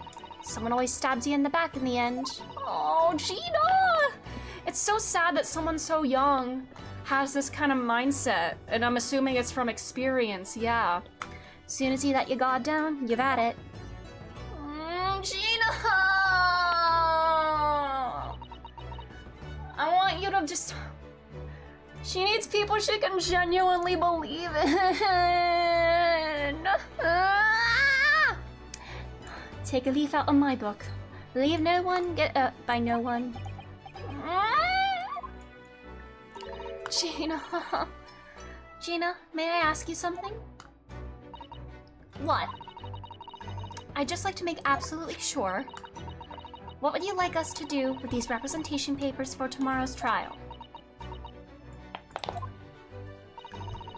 How many times do I have to say it? Rip them up and chuck them away. Are you really sure that's what you want? I know deep down she really wants somebody in her corner, and that's what she needs. She doesn't want to be alone in this. But she just has been hurt by this world so many times, and she just... In her experience, trusting people always has its consequences, and she's afraid to do that again. But we genuinely want to fight for her. We're not gonna try to pull one over on her. In bad faith, there is nothing. I bet that's what he wants and all now. Mister, I'm a believer lawyer over there. And then I saw her face. No, I'm a believer. Sorry. Don't forget it was me in that trial 2 months ago. I lit everyone up in the garden patch, didn't I? And you're telling me you can believe in me after that? Not likely. I'm so sick. It's okay. No, I want to believe in you. Well, Mr. Naruhodo? In bona fide, yes, in good faith, there is strength. The lawyer's primary weapon is an unwavering belief in his clients. Ultimately, it comes down to whether or not I feel I can trust Gina after everything that's happened. Yes. Gina, let me say it again. This game makes me feel stream promotions, and this isn't even the worst. I'm so sick. Please allow me to represent you in tomorrow's trial. Are you half-baked? Not at all. You've never, not once admitted to committing the crime, have you? What's more, I believe that you're telling me the truth. Seriously, Mr. Naruhodo? Didn't you hear all of what I said before? I'm a blowing liar. It's just trip off me tongue. And I'm a diver, don't forget. I pulled the wool over your eyes 2 months ago and got you into all sorts of trouble. Why would you ever trust me now? I just don't get it. Because I want to. Because I choose to. Gina? I do understand why you choose not to put your trust in others. But I assure you, there is more to this life than you realize. What do you mean? The world we live in is full of people you would do very well to trust. People who won't ever let you down. Eh? It's true, I'm just a student of the law, and I'm certainly lacking in courtroom experience. But I can promise you this. Whatever happens, and until my very last breath, I am completely on your side. Gina? What do you expect me to say to that? Oh no, she's crying. She just needs someone to advocate for her, like... she just needs... Me when the lonely, untrusting person finally starts to believe in somebody else.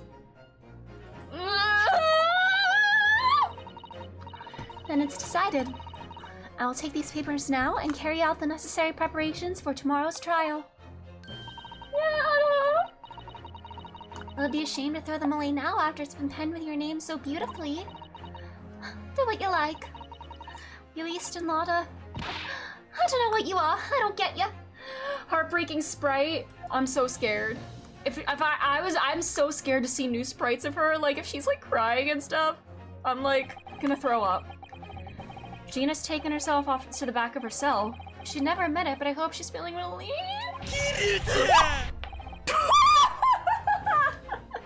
That scared me. That scared me. Oh my god, that actually scared me. Oh my god. Oh my god. That turned out right in the end, I think. Majima jump scare.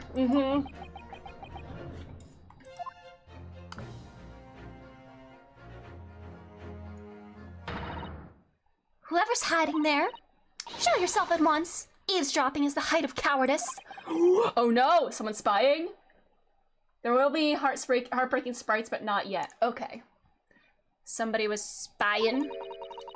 Somebody's there in the shadows. I can sense it. Somebody who wasn't there before. What? Is it one of the two little thugs? Or the people from the... I need a shop, eh? Oh, it's you. I'm mixing up my content. Hey, it's fine. Suppose we using one of those mystic Japanese arts? Like the art of stealth I've heard so much. Bruh. If anyone was being stealthy, it was you, Inspector. Grexy! Oh, Jimmy, I'm most terribly sorry, your ladyship. I didn't mean to startle you. Unlike Majima. How long have you been listening in on our conversation? Good grief! Listening in? No, no, no. I just got word that there were some visitors who were refusing to leave, even though it was after hours. I assure you, your ladyship, I only just arrived. This very minute, not a moment earlier. That's all it is. Nothing untoward. Nothing at all. Really? Is it that late already? So then, I'll humbly excuse myself now, your ladyship. Ta-ta! Toodaloo! Cheerio! Pip pip doodle-doo! Bye-bye! What were you doing here, buddy? I hope you're not sus. Is he involved in this? What if he is one of the perpetrators? Oh, but I wanted to have a chat. I'm terribly sorry, but time's pressing at the minute. Oh, I see. That's a shame. Dig, this emergency at the Supreme Court dealt with Sharpish, Lord Strongheart. Emergency? Lord Strongheart? Nothing, forget I said anything. Anyway, I'm off. You clicked my reaction. Oh my god, thank you. Alright, Grexy, if you have to, but let's chat soon. Delighted, Sean. Can't wait. If you please, my pleasure. That's a lot of pleasantries.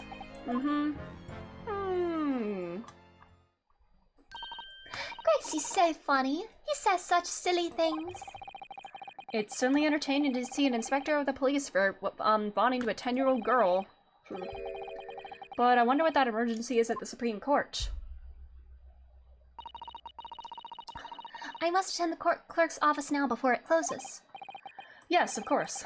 Thank you, Mrs. Sato.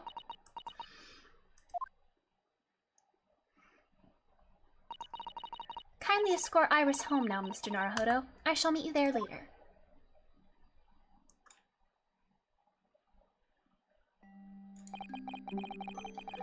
And so our investigation came to an end.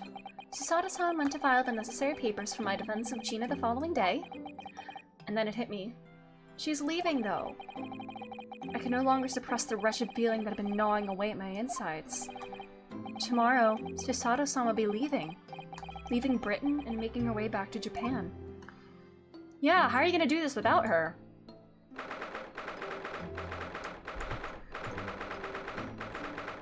You're all on your own, buddy. Naruhodo-san? It's been a very trying day, hasn't it? I do hope you're not too exhausted. What about you, Susato-san? Today's been even more trying for you, I'm sure.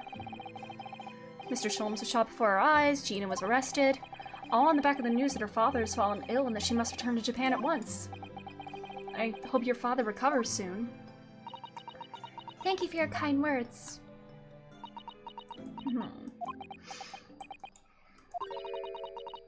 I wonder why it is that so many thoughts rage in my head like a storm, and yet I seem unable to find the words to express any of them. I know exactly what you mean. Anyway, I have one final task to complete as your judicial assistant. Once that is done, I shall make preparations for my departure tomorrow. One final task? Huh?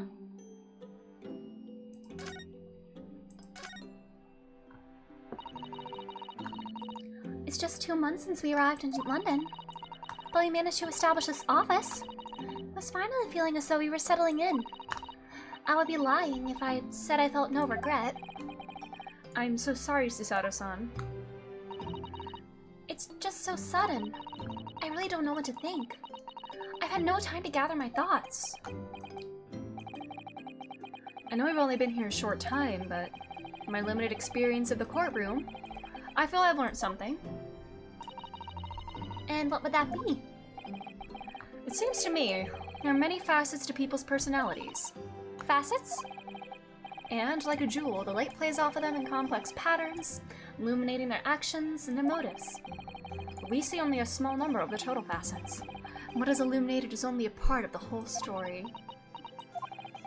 What lies in the shadows? What do those facets we cannot see look like? Perhaps there are some parts we'll never lay eyes on for as long as we live. That's so true. Very poetic. Sometimes I feel as though I'm blind to so much. But I keep hoping that one day it'll all become clear. That all the facets will be illuminated, and I'll finally understand how everything fits together. Naruhodo-san. I suppose what matters is that we keep our eyes open and keep moving forward, even if the way sometimes seems dark. Made the same comparisons. Yeah, people are multifaceted and we don't see all of them. It's amazing to think it's just been 2 months. Right now the trope about foils? Yes. I love good foils. He said, yes, Ryunosuke waxes poetic about the human personality and how many facets there are to each person. And Susato's like, so true, bestie. The origin of the foils? It's a Greek thing, is it? Is it from Greek drama? Or am I making that up? Sorry, what? Oh, no, it was nothing. Unimportant. Did I miss something?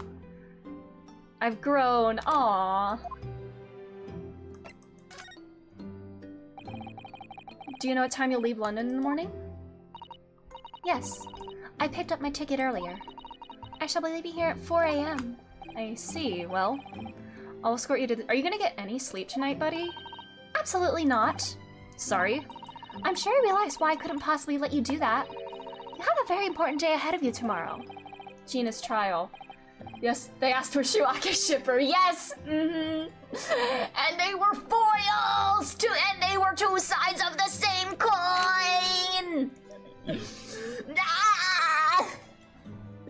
Sorry, I'm so normal about foils. Yes, I know, but... Every word you utter will have the potential to determine Gina's fate.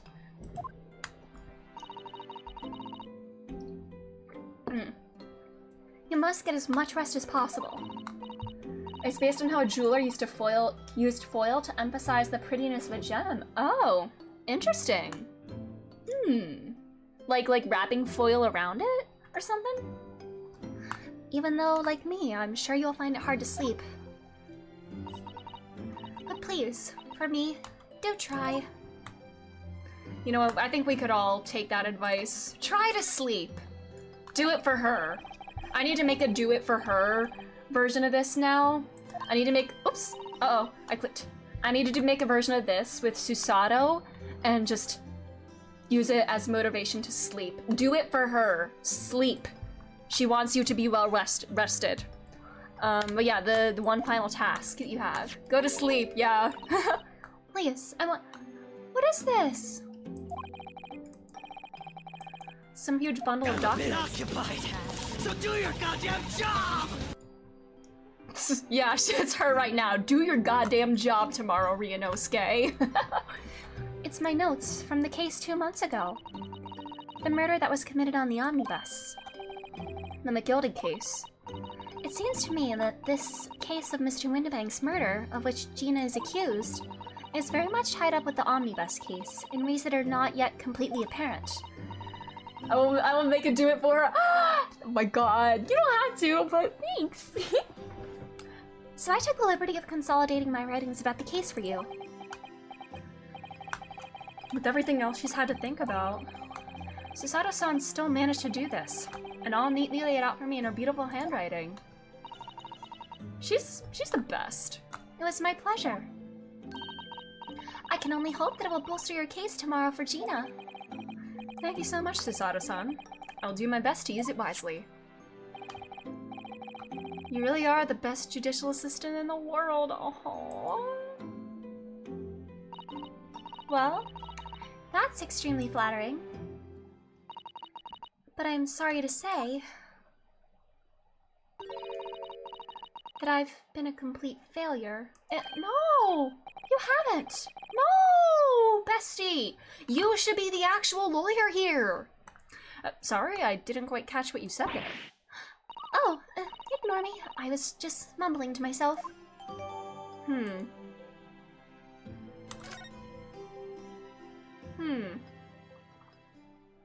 Aww. I'm gonna look through this. Victim found deceased on the last scheduled omnibus on the day after stab wound to the abdomen. Mason Milverton. Brickmaker, East End of London. That's where you lived. Okay,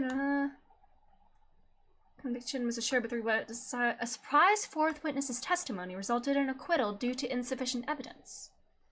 She just like me, yeah. With this very nice fancy binder. It's getting rather late. I think you should go to bed now, Naruhodo-san. I must finish packing up my things in the room. I hope she makes it to the train safely and there's not another murder and I don't have to. I hope I'm not speaking this into existence, but I get back to Japan safely, please. Don't trip over any cats. Don't be stabbed. Don't die. Please do not die. Hello, Ufnoise, how are you? Susato-san. I wish you the very best of luck tomorrow. Good night. Huh? Huh? Whoa! There's something at what? Huh? Girly? What was that for? What was that? A secret technique of mine. The Susato shutdown. Oh, you got Staff of Homa! Oh, congrats, or I'm sorry, depending on what you were going for. Oh my god, is she gonna knock me out? Please, I implore you. If we have to voice our goodbyes, I won't be able to hold back my tears. Oh, I don't want her to go! I don't want her to go! Oh. Oh.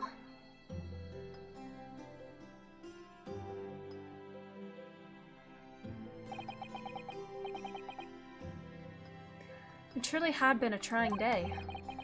On our feet for hours, getting Gina to open up to us, and learning the truth about that nemesis of a case. Physically and mentally, I was exhausted. And yet the idea of sleep seemed impossible.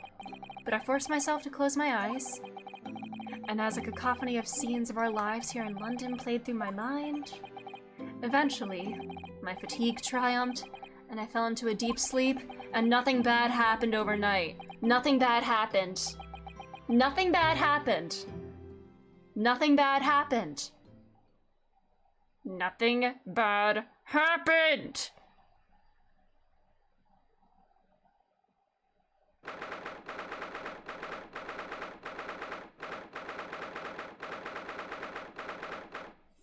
You gotta kill a Quilifavonia! Oh no! You got the Risley's weapon, but not- oh no! Don't do fate points not carry over to the next banner, though? I didn't think they did. Nothing bad ever happens here. Is Herlock awake? Yes, I quite understand. That is a great weight off my mind. They don't? Nah. Did Susato come here? Rest assured, I shall put everything in place exactly as we have discussed. Thank you so much. It has been an honor and a pleasure to be acquainted with you, Mr. Sholmes. This is Susato, isn't it? On the contrary, the pleasure has been mine. What, are you conspiring with him? I bid you farewell, and Godspeed. Aw, my dear madam. So what did they... What's the deal with them? Did they, like, do some sort of special preparation for Ryunosuke tomorrow to help him out? If we change weapons, they choose, they go back to... Aw, that kind of sucks. They should carry over. Huh. Or is that involving the Hound of the Baskervilles? The way they're talking, does that have something to do with the Hound of the Baskervilles, maybe? Because how would she know about that? And, I don't know. I'm gonna run to the bathroom real quick. I'll be back in a moment. Yeah, before we do this, start this trial, I'm gonna go to the bathroom. Yeah.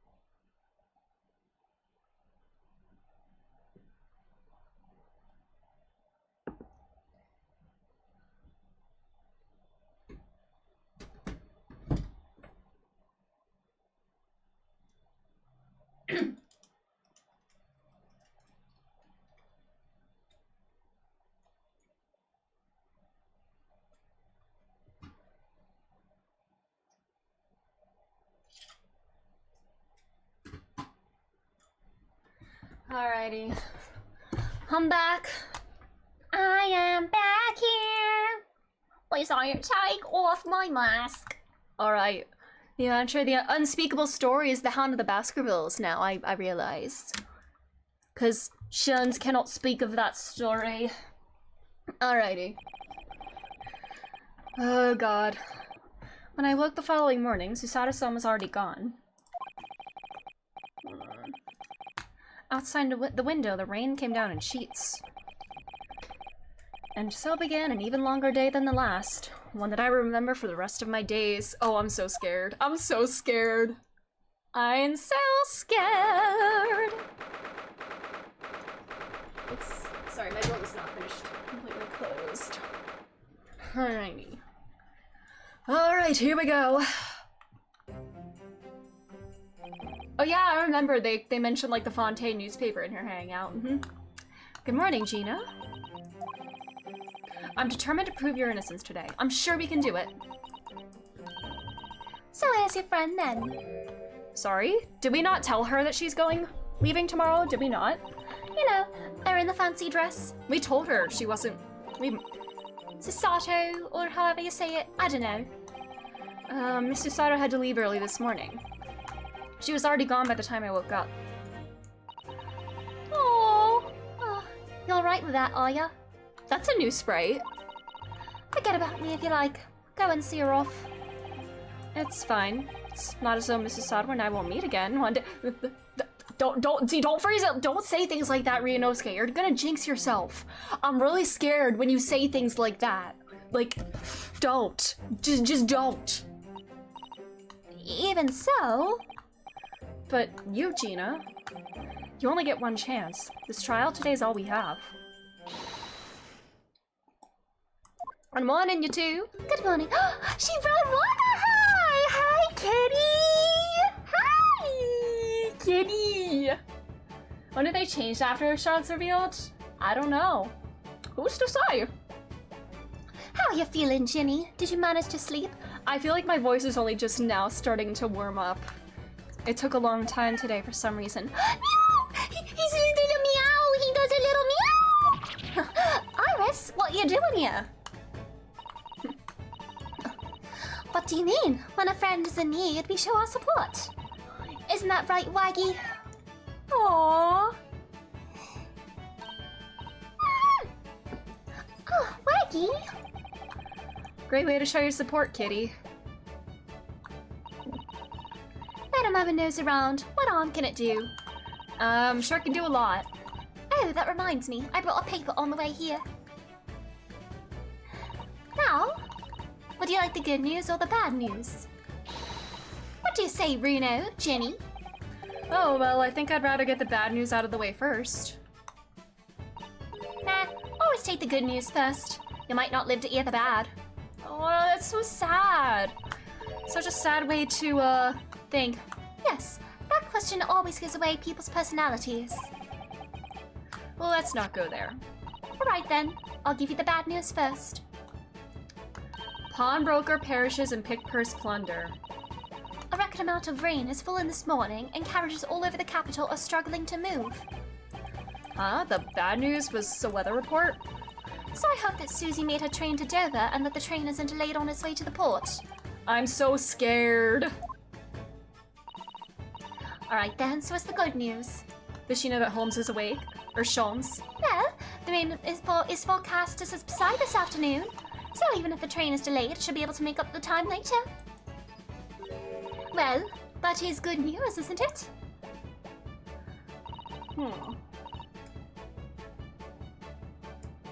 I couldn't give a monkey's, really. Only all good news cancelled out the bad. And look, this trial has made headlines too. Pawnbroker perishes in pick purse plunder. See? How'd you like that? Well, let them say what they want. See if I care. I can't because you're covering your face. Aww. Don't worry. Bruno will soon show everyone that this headline is nonsense. I will. And then, in tomorrow's papers, the headlines will be... Discharged diver is dauntless do-gooder. Isn't that right, Bruno? Oh, yes, let's hope so. Of course they will. I have absolute faith in you. How was that? I was trying to sound like Susie. Did it work? Did it? Is she gonna be next to me on the bench? It's like she was still here.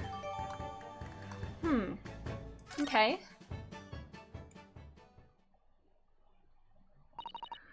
Good luck then, Bruno. I'll do what I can. Obviously, I don't know the law like Susie does, but still.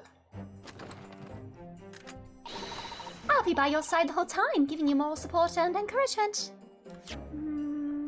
I want to read this.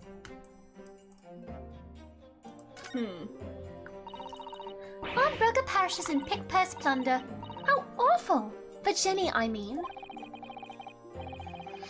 But tomorrow's headline will be Discharged Diver is Dauntless Do-Gooder, right? Yes, something like that. If possible, I'd like to go even bigger. Bigger? How? Proud Pickpocket Protest Planet post-trial, perhaps? Protects planet? Ooh, I can't wait for tomorrow now. It's going to be so great. Anything on the other side? There's a sensational story lower down the front pages as well, look.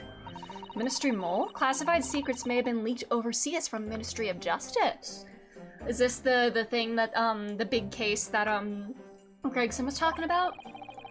For a 10-year-old, Iris certainly has her finger on the pulse of the world news. It's about secret communications between Great Britain and its allies. Apparently, they're being intercepted by hostile nations. Communications are being intercepted? But how would somebody be doing that? That's the question, isn't it? I've come up with 3 different possible methods so far. Are you looking for a new career, Runo? Yes! Phantom thievery! Espionage! Perhaps this is what Lord Strongharm was talking about yesterday. Yes, it could be. And it could explain why he has Gregsy running from pillar to post at the moment. Is that all?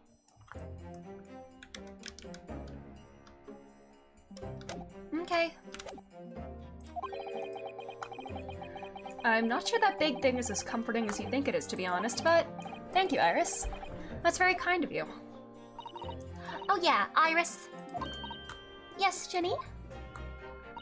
Well, I was wondering, is all, about shows. Did they fix them up alright? Yes. The operation was a great success, but Hurley still hasn't come around yet. I think he's hiding something from you, Iris. I've asked a friend of mine at Scotland Yard to send a telegram as soon as he wakes up. I'm sure Gregson will let us know the moment there's news. Anything for her ladyship. Oh, right. No Susato-san and no Mr. Sholmes. It's all down to me today, to prove that Gina's innocent of this crime. Miss Gina Lestrade, counsel for the defense, the trial's about to begin. Please make your way into the courtroom. It's time then. Yes, let's go, Gina. Iris. Lead the way, Bruno. Alright, is Van Zeek's gonna be the prosecutor again? Or Gina?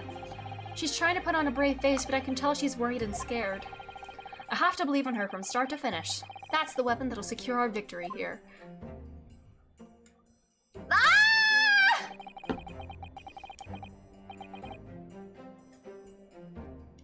When is this, the image of him gonna stop hurting? If I learned anything from my great friend, it's that. Give us strength, Kazuma.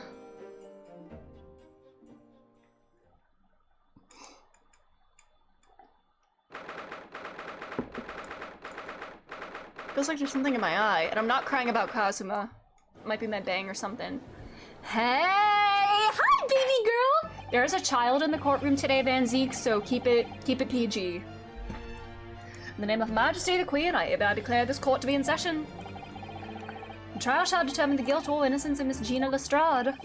I now call upon the counsels for the prosecution and the defense to declare their willingness to proceed. Yay. The prosecution is ready.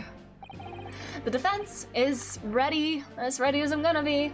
I feel like Heisenberg from RE Village's tennis. I don't know who that is in that. The only Heisenberg I know is, Walter.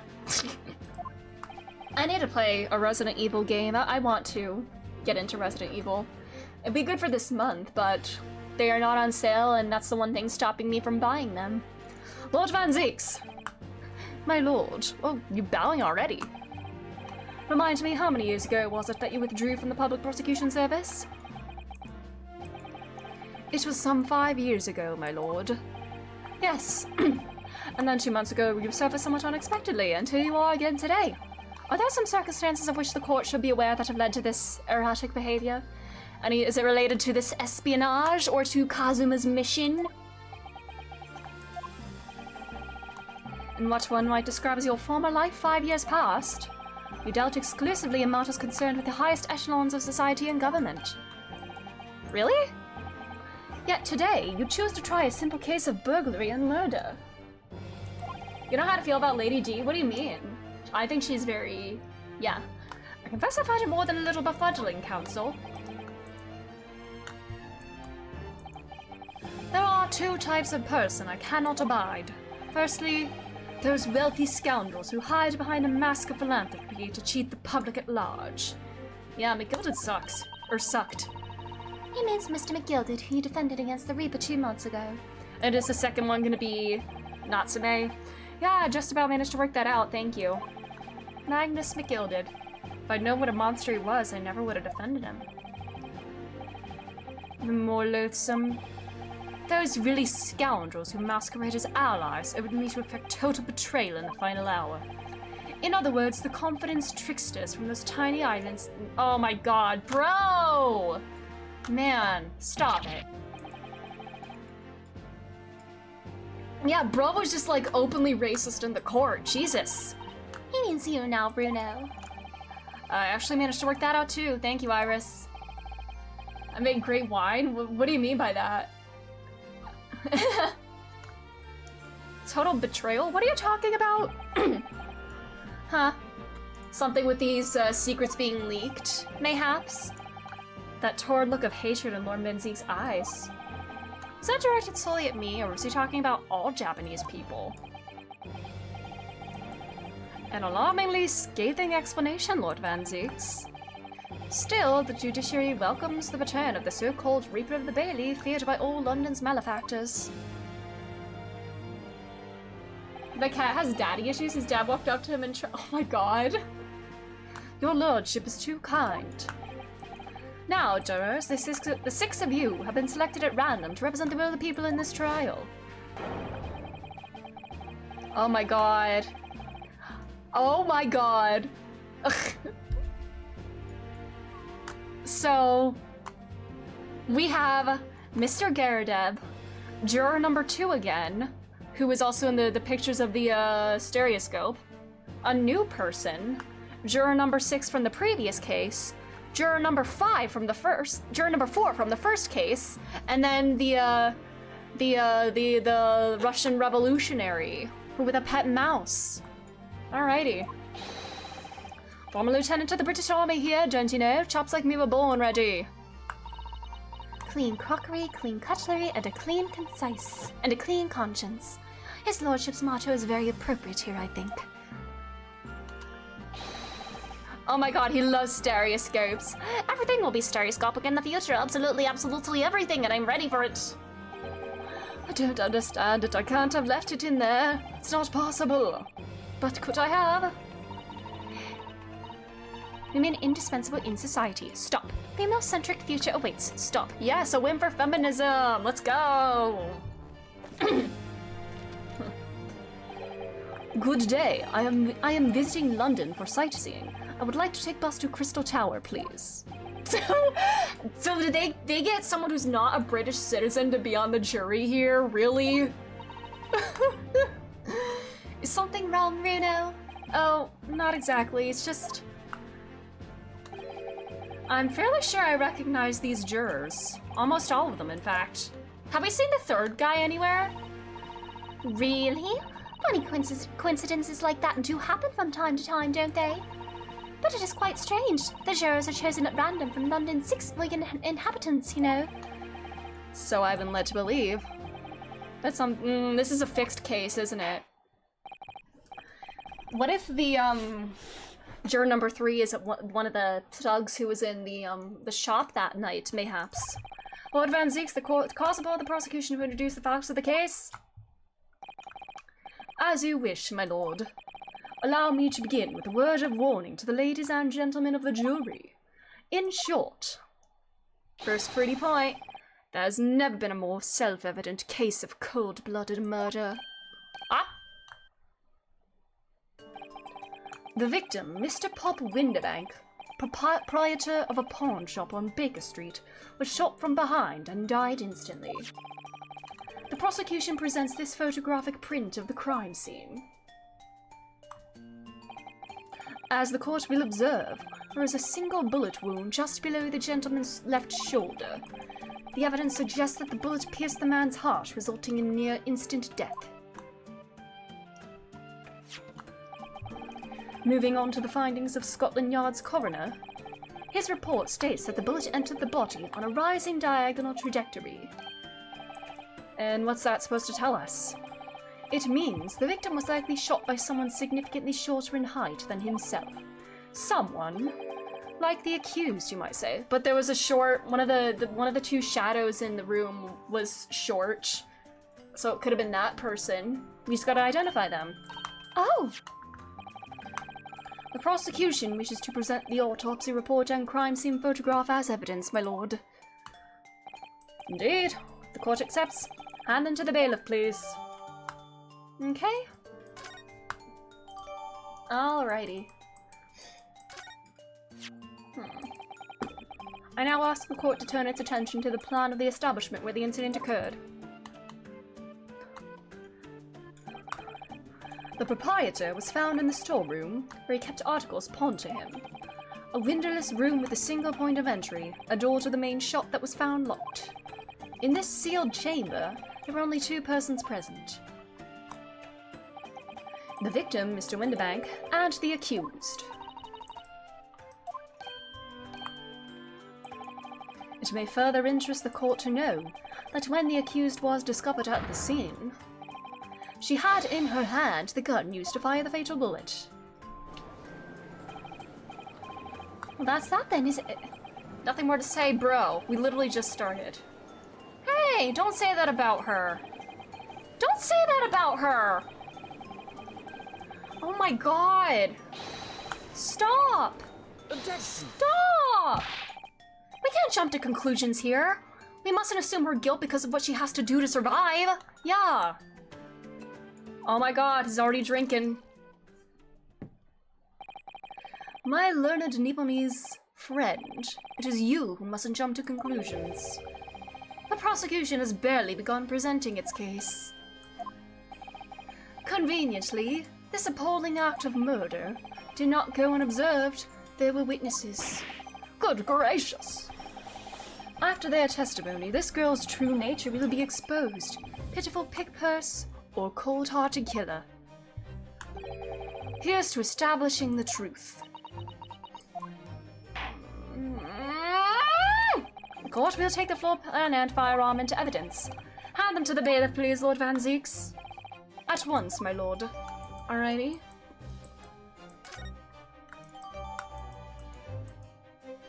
Alrighty. This isn't good. I want to check all the stuff here.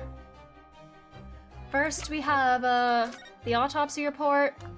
Pop Windibank. 1 to 1:30 a.m. Reporting party Reno Skinnar Hodo. That's me! Single bullet wound in upper half of victim's back. No visible signs of trauma. Instant death from posterior anterior. Bullet wound to the heart. Back and gently rising down. Okay. Smoking. Blood. Why isn't there any blood on there?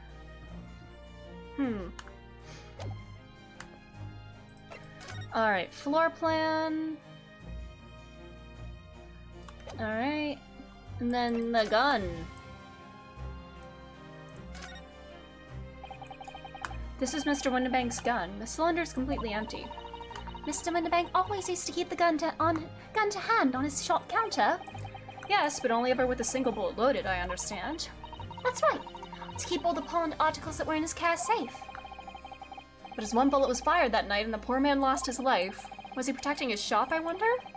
Trying to keep the articles safe?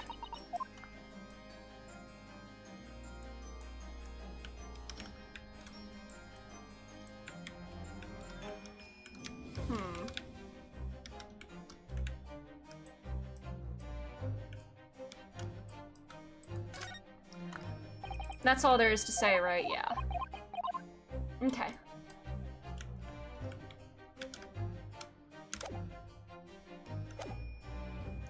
I feel like the mood in here has turned very gloomy all of a sudden, Runo. I think that's because it has. Oh my god, god, he's already stripping. Holy shit. Man! Literally stripping that early in court. Bring forth the witnesses to the foul murder of Mr. Pop Winterbank on 16th April of this year. Are they gonna be the two thugs? Yep. Yeah. Oh my god. They're so comically burglary. How do they not make that connection? Witnesses, state your names and occupations for the court. Name's Nash Sulkin. Occupation is a baddie, professional baddie. Name's Ringo Skulkin. Occupation same as him. Tobias Gregson, Scotland Yard Inspector. That's right, we're what they call the Three Skulkin Brothers. What? Is he? Is he one of them? What are you looking at that like me for? Don't lump me in with you lot. Well, where's the third one? God blimey, that's cold. Don't you know what we're going through? It's our older brother. Lost contact with him we have. So we're scouting every shady corner of the capital. And then last night we come across you. The very spit of the bloke. Ain't that right, Ringo? He is, Nash, he is. The very spit of him. So we decided then and there what we was gonna do. We was gonna call ya Pear, Apple, Big Bruv Sulky. Pear, Apple, and Potatoes. Come on, leave it out, you two. Sulky Skulkin, and that's before he's run out of chips. Inspector Sulky Gregson. Begging your pardon, my lord, but the name's Tobias. What I would like to know, Inspector, is what you are doing in the witness stand. The Skulkin brothers are currently under arrest, my lord, on suspicion of theft. Thieves, are they, these three? No, my lord. Begging your pardon, but please don't lump me in with this lot. 2 nights ago, these brothers illegally entered an establishment with intent to burgle. And in the course of their nefarious activities, they became embroiled in a far more sinister crime. By Jove, you mean to say? What an extraordinary coincidence. I don't think coincidences exist in this game. Indeed, my lord. While attempting to burglarize the pawnbrokery, they witnessed its proprietor's murder. The crate.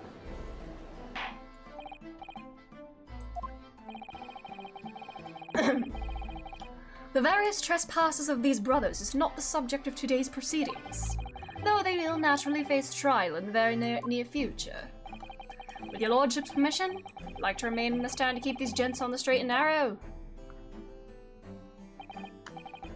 Of course, Inspector. Skeptical as I am about the caliber of these witnesses, I will permit them to take the stand.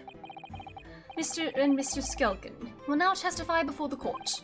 Describe the events of the night in question, and what exactly you saw. Happy to. Cause a skulkin's never skulkin'. Come on, play along with them.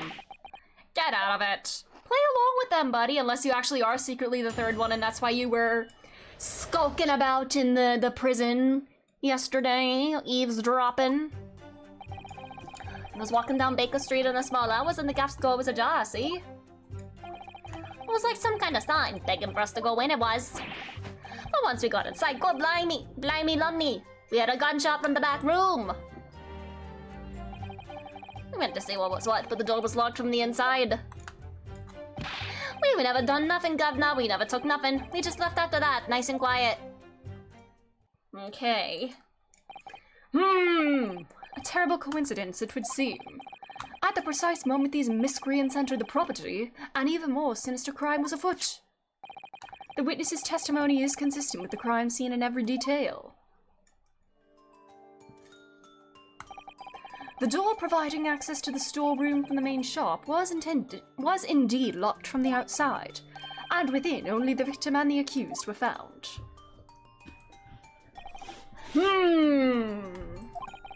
I must say, it does appear to be an overwhelmingly simple case. You say that every time after the first testimony. Still, the defense may cross-examine the witnesses now, of course. Counsel, if you please. Counsel? Yes. What's the matter, Rudo?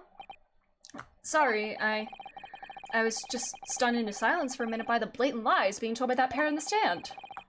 I know that it's all nonsense because I saw with my own eyes. I'll have to expose their testimony for the pack of lies it is.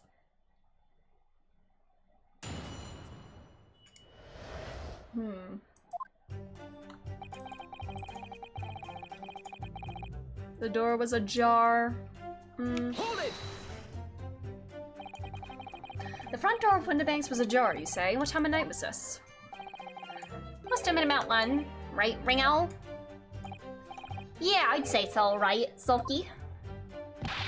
How would I know? Place would have been shut at 1 in the morning, just like every other shop in town. Well, it was pitch black inside, it's true. Ain't that right, Ringo?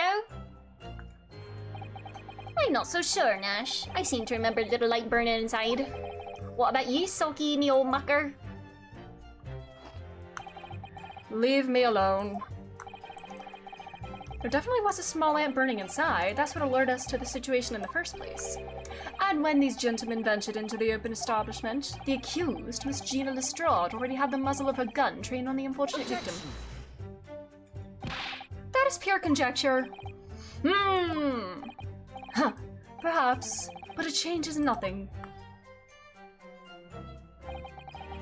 These brothers inadvertently wandered into the middle of a cold-blooded murder, simply because they found the door of the victim's establishment open and ventured inside. Right, that's what happened.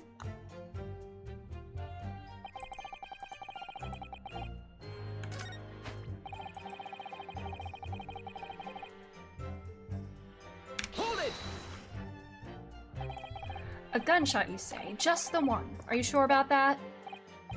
Yep, just the one, Governor. I can swear to that. He was, Nash, it was. Ain't that right, bruv?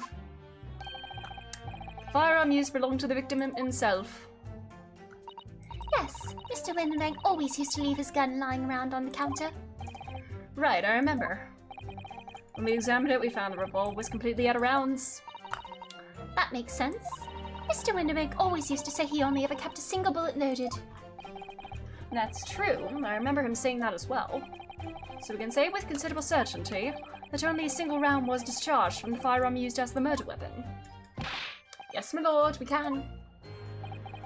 And I should remind the court that the firearm in question was discovered in the hand of the accused.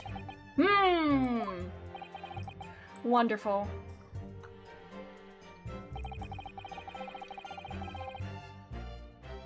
Hold it! Do you mean the door between the main shop and the storeroom? If my learned friend is having difficulty grasping the situation, perhaps a drawing would help. Firmly grasp this drawing in your hand. Excluding the shop's entrance from the street, there is only one other door, that of the storeroom. Of course, there was only a little oil lamp burning, not much to see by. And the door was in behind the curtain and all. What about...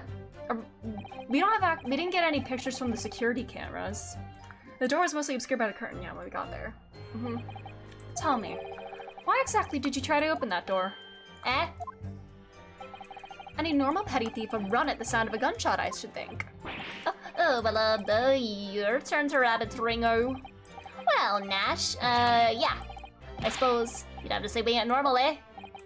Broadly speaking, humans respond in one of two ways on hearing a gunshot or scream. The timid flee, gripped by fear, while the courageous investigate to see if they might help. These gentlemen are of the latter inclination. My learned Nipponese friend, it would seem, is of the former, bro. Somehow I just proved that I was a coward that night. I was chasing those two! So leave you all understand that the door was locked and cannot be opened.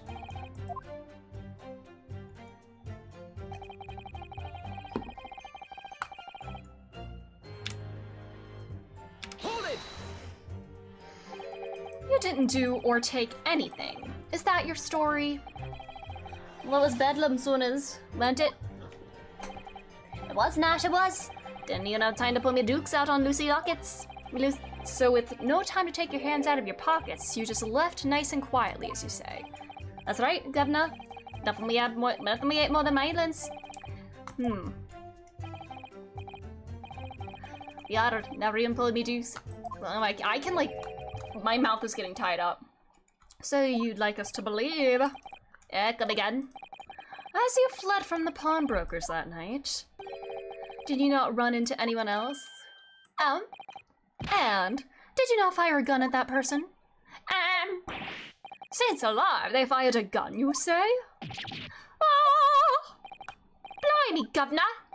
You ain't telling us it was you in the doorway? It was indeed. My god, are they like Wario and Waluigi? Why the bleeding Nora? Didn't you mention that before? You were armed with a gun, and as you fled the scene, you fired that gun at London's greatest detective, Sherlock Sholmes. They shot the great Mr. Sholmes. I did hear that, actually. There's a rumor he'd been rushed to the hospital. The great Sholmes? That's beyond the pale. On the night in question, this pair were arrested by the police within minutes of the discovery of the crime scene. Their suspicious countenance rapidly gave them away. And when searched, a firearm was indeed found in their possession. Furthermore, the barrel shows signs of a shot having been fired from it. The prosecution invites his lordship to examine the firearm recovered from these brothers. Was it only one? Remnants of powder around the muzzle. The court will hold this weapon as evidence. A single round.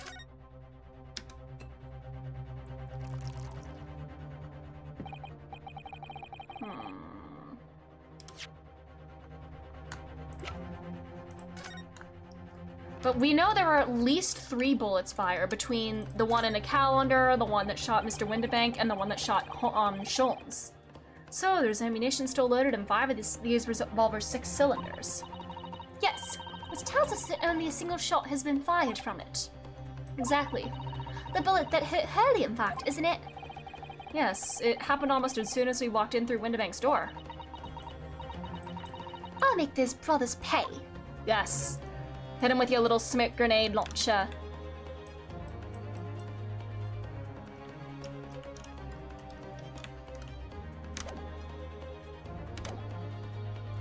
Alright. Yes. Here's to you, successfully presenting the evidence. For yes, there are the telltale signs of spent powder on this gun, and a single bullet missing from the cylinder. But the prosecution demands evidence that it was fired at the scene of the crime under scrutiny in this trial. Objection. Well, I don't need evidence, because I was there! Objection. However, the rest of us in this courtroom were not.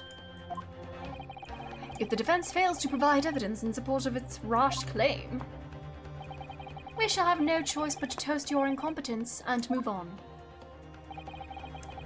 Evidence that these two fired that gun before they left.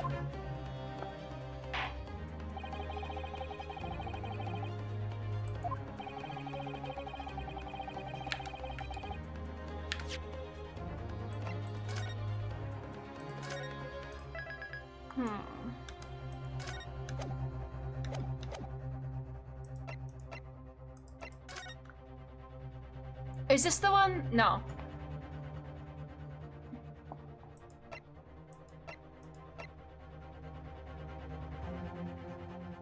It wouldn't...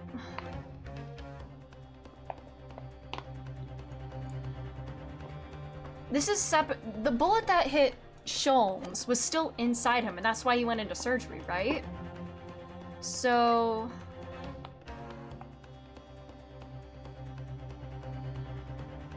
evidence that it was in that night.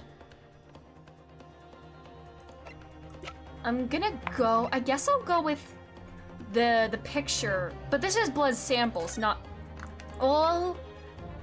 Does this include the picture? Because I'll try that, but I don't know if it's gonna work because do we technically have, we don't technically have that picture as evidence, right? It's about like the blood sample, right? Take that! Oh, it is.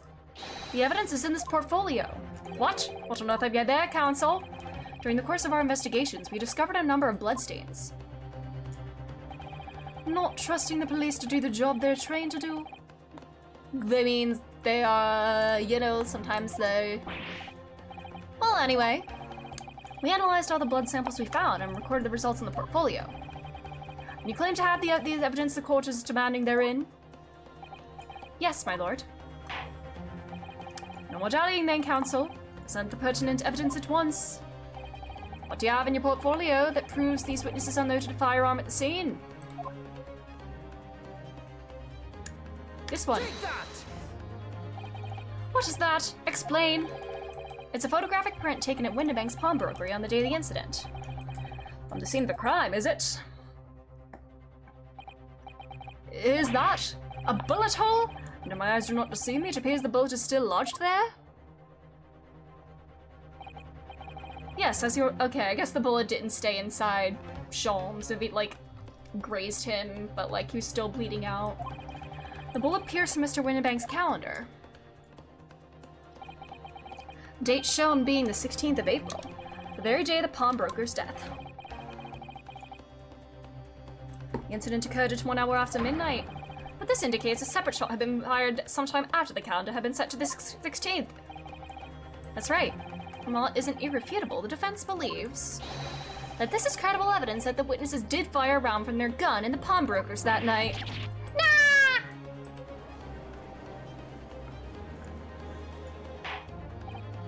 Well, how does the prosecution stand on Medzeeks? Is he gonna throw it or crush it?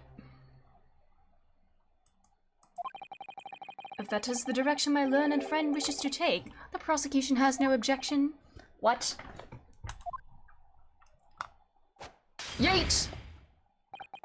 But you'll forgive me for flinging my hallowed chalice aside in disgust at the repugnancy it exposes. Yes, on the night in question, these brothers entered the pawnbroker illegally. And like the bold baddies they claim to be, opened fire on the new arrivals before fleeing back onto the street. Take it easy there, governor. You gonna land us in the soup? We had a deal, you weren't gonna... A deal? You made a deal with them? Tell them so, you set the bloke straight. I have nothing to add. So he knew. Van Zeeks knew their testimony would almost certainly expose the extent of their crimes. It would seem now that I owe my learned Nipponese friend a word of gratitude. Or what do you mean? What I mean is that you have helpfully confirmed an important fact. To what fact do you refer, Lord Van Zeeks? That first bullet was in the one in the calendar, yeah. As has been established at the point of their arrest, a single shot had been fired from the brother's gun. However, if that shot found its target in Mr. Sholmes, then clearly these witnesses cannot be accused of the fatal shooting of the proprietor and victim. In other words, these two men have no material connection to the murder of Mr. Windibank at all. I don't know about that. Bro, what are you doing? What was that? Hua hua. That's it. We didn't have nothing to do with it. Consider Nash, we did it. That's what I reckon. Your crimes include unlawful entry, intent to steal, perjury, and let us not forget attempted murder. Quite a catalogue, eh, fellas? We're in for it now, bruv. Now then, let us take a moment to consider the aforementioned great detective, Mr. Sherlock Sholmes. Would have seen the man patronize the pawnbrokers in question somewhat regularly. Where is he going with this? Mr. Sholmes appears to take pleasure in tinkering with eccentric machinery. Eccentric? Says who? Not me. Don't give me that look. He installed a pair of machines like this one in the victim's shop. Oh, Oh, are we gonna get the pictures now? that's one of Hurley's red-handed recorders. What is that, counsel? It has the appearance of a photographic contraption. As your lordship has surmised, it is indeed a camera attached to a small timing device.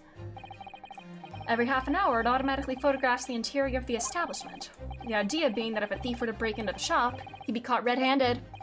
The prosecution has obtained the photographs taken by the device on the night in question.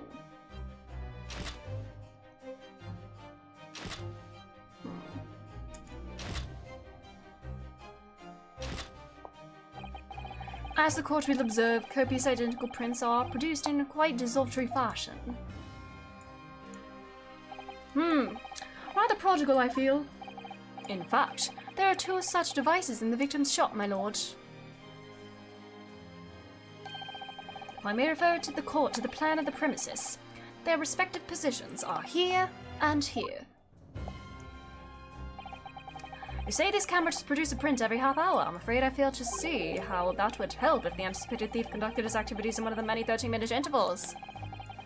One can only pray that the would-be criminal lingers, my lord. On the night in question, the witnesses currently in the stand were not caught on camera. Eh, that's a bit of friar tuck, eh, bruv? Lady Luck loves a skulkin'. Witnesses, at what time did your trespassing begin? Must have been just after 1. Right, bruv? Must have been, Nash. Must have been. Yeah, just gone 1.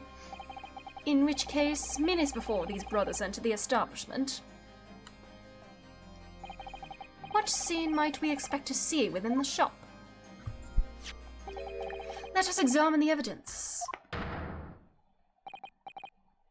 Good lord! It's the defendant!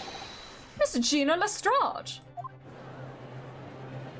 Maybe she was just playing with it, you know what? Because that seems like the kind of thing she would do, and he would be like, oh no, don't do that, it's dangerous! As the court can clearly see. The accused is pictured, gun in hand, facing the victim over the shop counter. No doubt coercing the proprietor to open the door to his storeroom. Right, I can only too easily imagine the events that unfolded. The court will take this photographic print as evidence, if you please, counsel.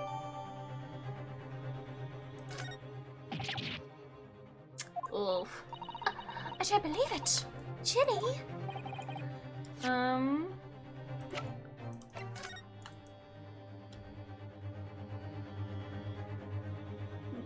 Okay. In short, the accused is the only person who could possibly have killed Mr. Winterbank. First Ryu death. I say, my lord. Hi, juror. Wonder if I might put in a word at this point. Uh-oh, are we doing our summation examination? Took a belly bullet to the knee in the Battle of May 1, 1880, don't you know? Decorated for to know, but it forced to retire from service, sadly. Of course, a medal can never outshine the exploits of chaps like us on the battlefield. Yes, Mr. Foreman, and what exactly is your point? Carried on the battle after retirement, you see, the battle of daily life, if you like. But here I am now, leading this small squadron, 6 men, all good and true. And we'll all go down together, you mark my words. One for all and all for one.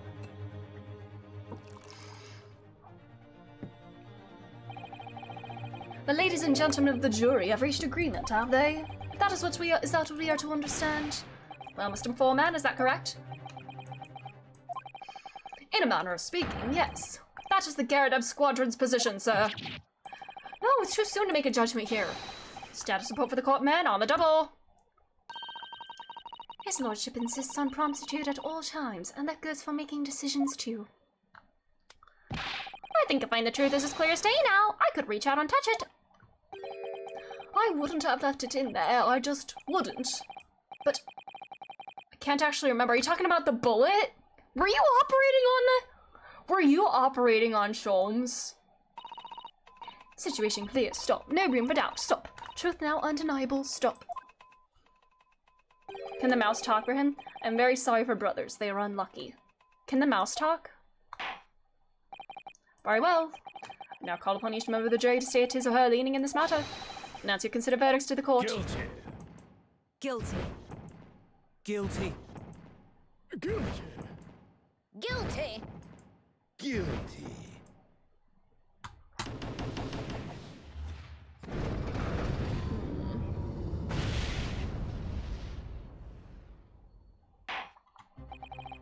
It does indeed appear that the jury is unanimous in its leaning already. That photograph must be the definitive evidence that Gregson mentioned. But Ginny didn't shoot him. No, of course not. My lord, the defense wishes to assert its right to a summation examination. GG, yay! But we're not done yet! Very well, the court grants permission. So, you refuse to admit defeat again. How unsurprising. Because we're not gonna lose, dude. Mr. Foreman, are all members of the jury ready? Absolutely, sir. Always ready for action, my chaps. Very good. Ladies and gentlemen of the jury, you'll need to explain on what grounds you've determined the defendant to be guilty. Alright, here we go.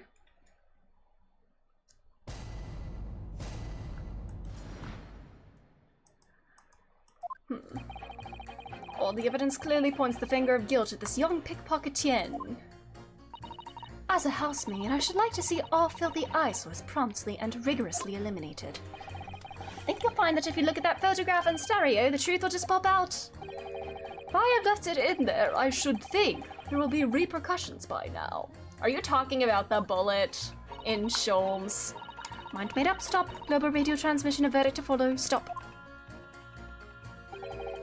In Motherland, we say never judge by clothes, judge by head. I am convinced brothers are innocent. What is this? He's had a lot of hmms already. Circumstances of the crime and the evidence do indeed implicate the defendant rather comprehensively.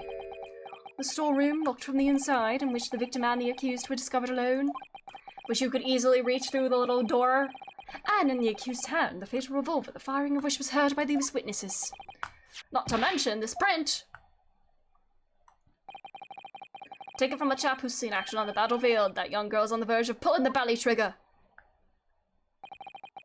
Thanks a lot, Mr. Sholmes. Oh dear, Hurley's cameras were supposed to help, not hinder. I'm afraid I think you have an uphill struggle ahead of you. But Gina didn't shoot Mr. Winnebank. Which means there's more to this situation than we've yet to see. Agreed. You had the floor, counsel. Proceed with the summation examination. Alrighty. Let's go.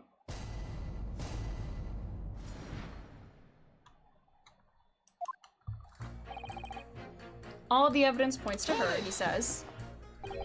You're Mr. Natsume's landlord, Mr. Garadeb, aren't you? We really must stop meeting like this. Ah, you're that lawyer chap. Well, there's a turn up for the books. Yes, rather a turbulent time we had back then. Some extraordinary events took place at your house, that's for sure.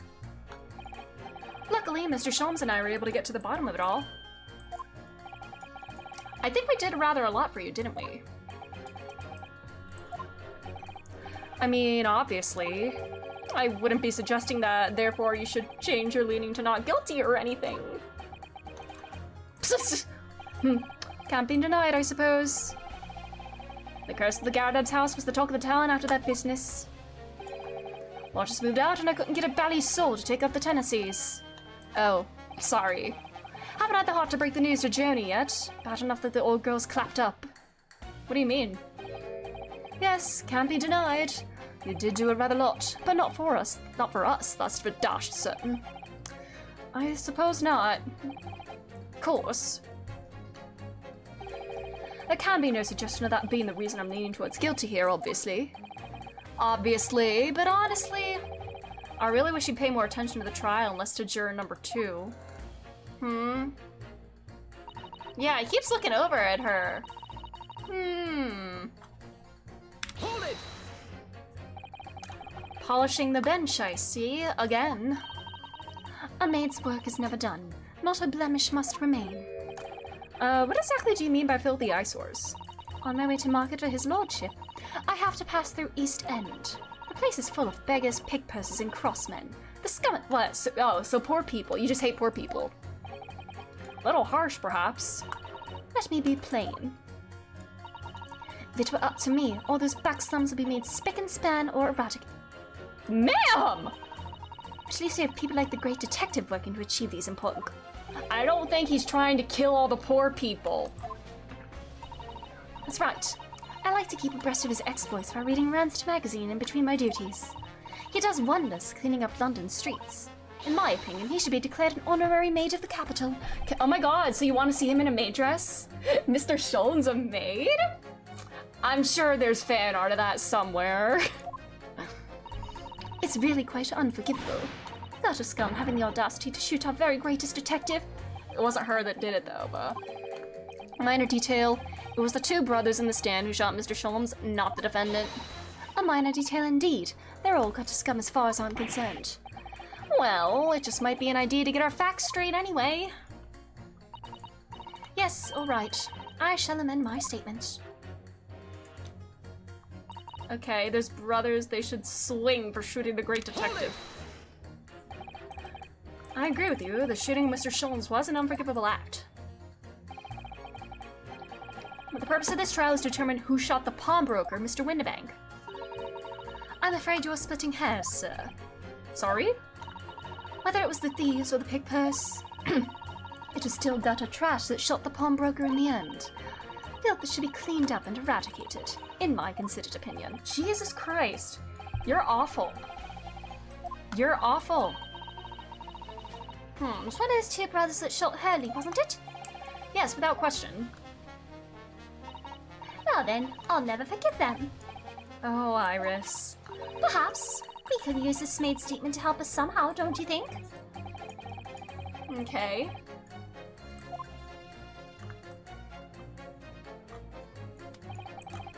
Hold it!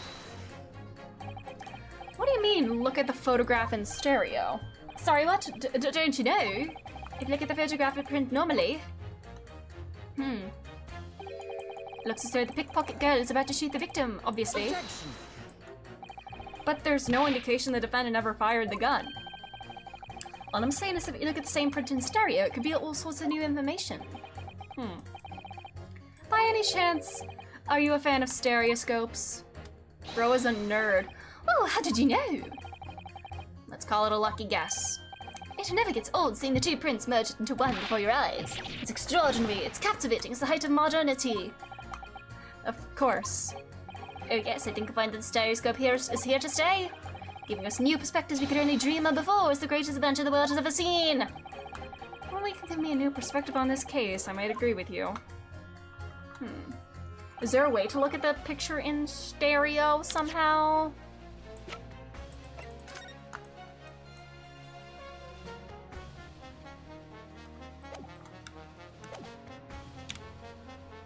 Hold it! Am I gonna have to pit her up against, him up against the maid? What exactly have you been muttering about all this time, sir? You keep talking about having left something somewhere or something like that? So sorry. As you can probably tell, I'm a surgeon. A surgeon? That totally passed me by. Of course, people conducting surgery in this country aren't considered to be doctors. Even though me and my kind are at the forefront of medical science, the real brains in the field. So, what is that you think you left behind? Well, that's a little embarrassing, to be honest. You see, I was operating on someone yesterday. Standard thing, went in through the abdomen. But when I'd finished the procedure, well, I couldn't find my scalpel anywhere. Oh, Jesus. Oh, Jesus. Exactly, surely not you say to yourself, don't you? Worrying, isn't it? That's what's been troubling me this whole time. Could I really have left my scalpel inside the fellow's belly? No, of course I couldn't. So, there you have it. Like I said, a little embarrassing, really. That's one way of putting it. The other's man's laughter. That's exactly my concern, and seeing as this case appears to be all but sewn up, I need to focus on trying to remember exactly what I've sewn up elsewhere. Now, I'm sure I made sure everything was back as it should be, well as sure as you can be without being sure. I'm sure you need to be more sure. Hold it! Sorry, radio transmission? What do you mean? Are you from the Far East? Stop. Yes, from the Empire of Japan. All communication with Far Eastern nation used to take place by mail. Royal Mail steamers take more than a month to complete the journey. But now we have the electrical telegram, so we can send messages using electrical signals. Thousands of miles of cables have been laid along the ocean beds connecting the entire world. Thousands of miles of cable on the ocean bed? It makes my head hurt just thinking about it. You're well informed, young lady. But cables will soon become a thing of the past. Stop. And just when I was starting to catch up. Radio transmission is the future. Stop. Messages carried over airways to four corners of the globe. Stop. Excitement growing. Stop. Atmosphere electric. Stop. Is she involved in espionage? Jeez. She's going bam, bam, bam. Era of wireless telegraphy is stop. Driving technological revolution, stop. And people say inventions like the stereoscope are the height of technology. What an utter piffle. Oh my god, can they start fighting? I can't understand it. Oh my god, the girls are gonna fight. The girls are fighting! Juror number 3. Sorry to interrupt when you're obviously fuming, but... What? Do you perhaps have something to say about juror number 5's last remark? As if I couldn't guess. Well, you bet I do. Say that again, go on. I dare you. Goodness, are you talking to me? I think it just might be, yes. You think stereoscopes are just toys, do you, huh? Absolutely, I mean, really. A machine to view photographs in 3 dimensions?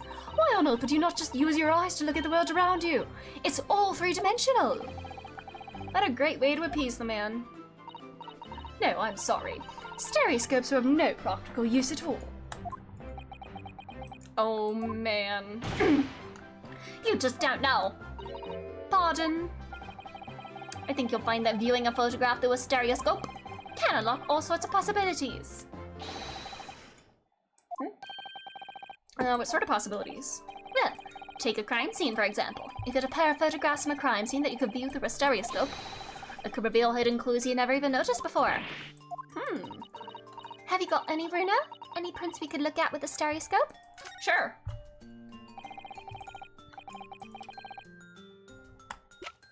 Let's try this. Take that! Alright then, juror number 3.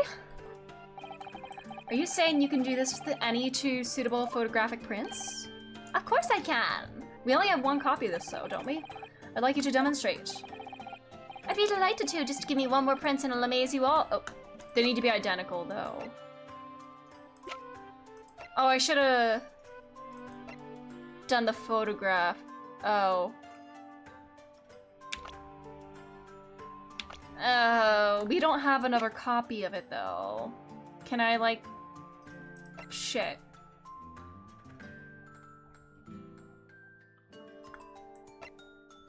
Take that!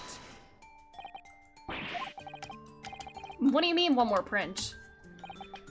Oh dear. Don't you have these in the Far East? Don't you know how a stereoscope works? No. You need 2 photographs for a stereoscope, remember? Mm-hmm. No, 1 for the left eye and 1 for the right. Oh, yeah. I remember now. But the print we have from the pawnbroker is just a normal photograph. No, I think you'll find that the clue is in the name. It's a stereoscope, not a monoscope you always need to your prints. Thanks for the friendly explanation. Well, if we obtain another print at some point later in the trial, we can always show it to this young man then. Oh! He is very excited. Aww. Let's get things back on track, shall we? Okay, all I need is a shot from a slightly different location.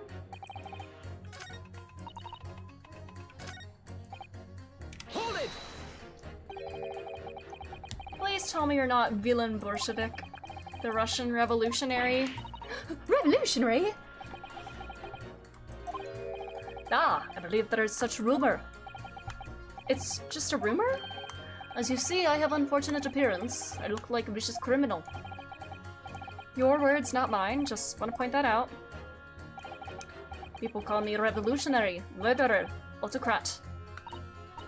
And which glove fits? Oh, she's here for the gossip. Good day. I am visiting London for sightseeing. I would like to take bus to Crystal Tower, please. Right. That didn't sound staged at all. You'll forgive me for having my doubts. To be treated like a vicious criminal all the time, it is very painful. People do not realize, so I have much sympathies for these brothers. People say they are criminals only because of how they look. The Skulkin brothers? Ah, maybe they went inside Bob Broker's shop, but they have done nothing wrong. That is all I want to say. The Skulkin brothers did nothing wrong that night. Well, first of all, That's one not so little misunderstanding I'll need to clear up straight away. Tell me something, Iris. What is it, Runo? The jurors are chosen at random from the inhabitants of London town, aren't they? Yes, it's amazing, isn't it? In that case, how is it that there's a Russian tourist sitting among them who looks for all the world like a revolutionary? I wish I knew.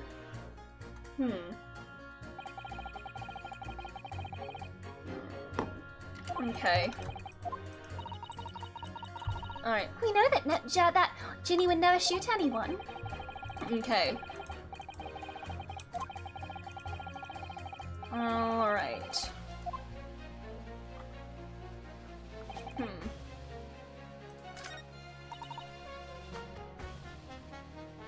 Maybe I could have her go against, juror number 6. Since he says the guys are innocent, we could get them fighting.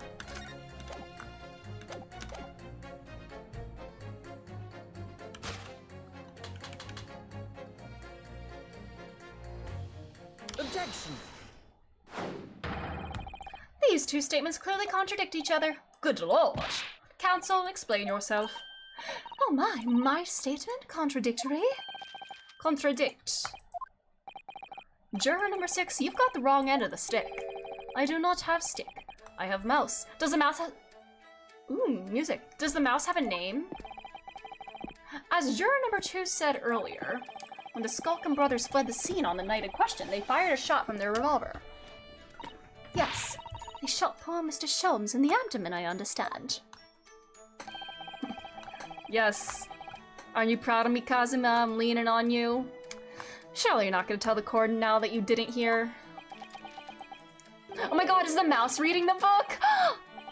Is the mouse, like, synchronized with his head? Abdomen. Sir? Sorry, my English is still learning. You are telling the court you didn't hear. Forgive me, I did not hear.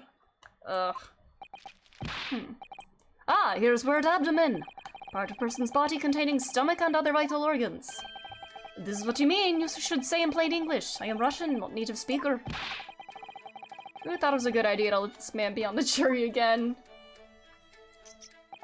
So, you are telling me these brothers who look like criminals were lying? They said before we never done nothing, but truth is, they shot detective. Ah, that is double negative. Yes, that's exactly right. No! Don't hurt the mousey! Don't squeeze the mousey! Lying is wrong, especially when lie is said by a person who looks like criminal. Coming from you, that seems surprisingly prejudiced. This means, when they said we never took nothing, maybe it was also a big fat lie. Is this true? Well, according to the police report, no stolen goods were found, so... Enough! I trust no one now! Oh my god, yeah, don't hurt the little mousey! I must see with own eyes. I must investigate crime scene myself. Yes, it is, Runo. Easily. We have the photographs. Do we have the one of the other one? Yeah. With the print from Hurley's red-handed recorder. Do we have another print? If you compare the print that pictures Ginny and the next print from half an hour later, you'll be able to see straight away if anything was taken or not. Cooey, Mr. Prosecutor! Calling on the prosecution in the middle of a summation examination of all times. What, you're not going to deny her ladyship, are you? The print showing the accused threatening the victim after she broke into the shop is this one. Following this, the victim and the accused moved into the storeroom. Meanwhile, the Skulkin brothers entered the shop and summarily heard the fatal gunshot ring out. Sadly, none of these events were captured on film. This is the print produced by the camera half an hour later after the brothers' flight.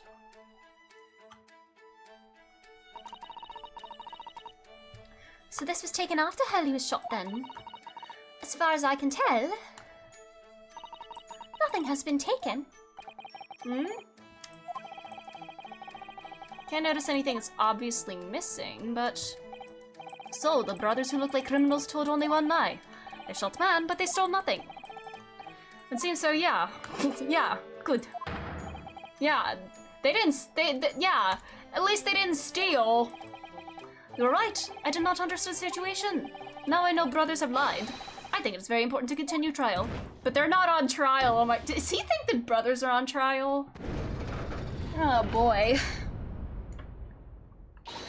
Yay! Well done, Bruno. The balance is shifting. Well, it's a start, I suppose. But there must be more in what these jurors are saying that I can use to expose the truth. And if I can do that, we might just turn the situation to our favor still. Thank you, Counsel. Continue with the summation examination. Alrighty. And kindly hand that new photographic print to the bailiff to be filed as evidence. Alright, can we compare these two with the stereoscope? Another print in the court record.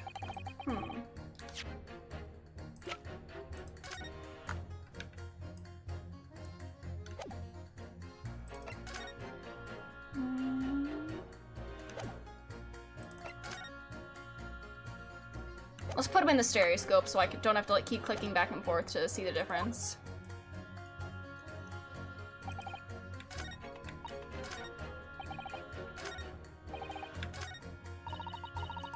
Oh, I can still... Oh yeah, I didn't change her opinion yet, so... Hold it! Alright, can I really show up new clues? Alright. Let's start with this one. Oops. Back. Present this one. Alright, let's just give them this. One more print. Take that! Alright, these two prints are both taken with the same camera and Winnebank's on the night in question. Yes, I see. Tell me, Mr. Lawyer. Do you know how stereographic images work? Do you understand the principle? Well, I think so. I did have a lesson only yesterday. The left and the right eye images need to be the same, only with a slight shift in the positions of some objects.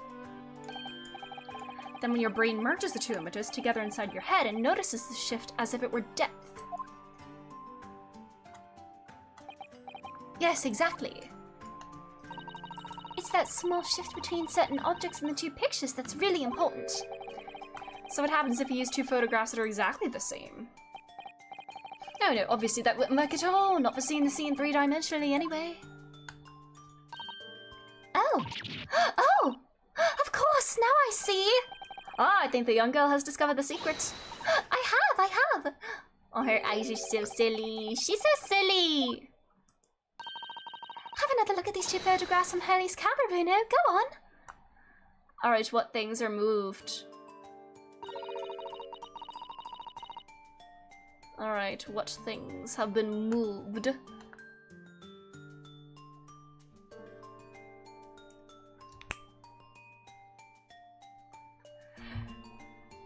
The door. Did someone bring the cat door creator here? Cause the little flap wasn't there before, so that kind of rules out my, well no, it doesn't necessarily rule out my theory of the person maybe afterwards drilled in like the new like doorway and everything. There are two people in the first and no people in the second. Well, yes, you can see that straight away. But now, try looking at the pictures in 3 dimensions. It's the door. Make the two pictures overlap. Okay, you can make the quill pens overlap in the middle. Wait.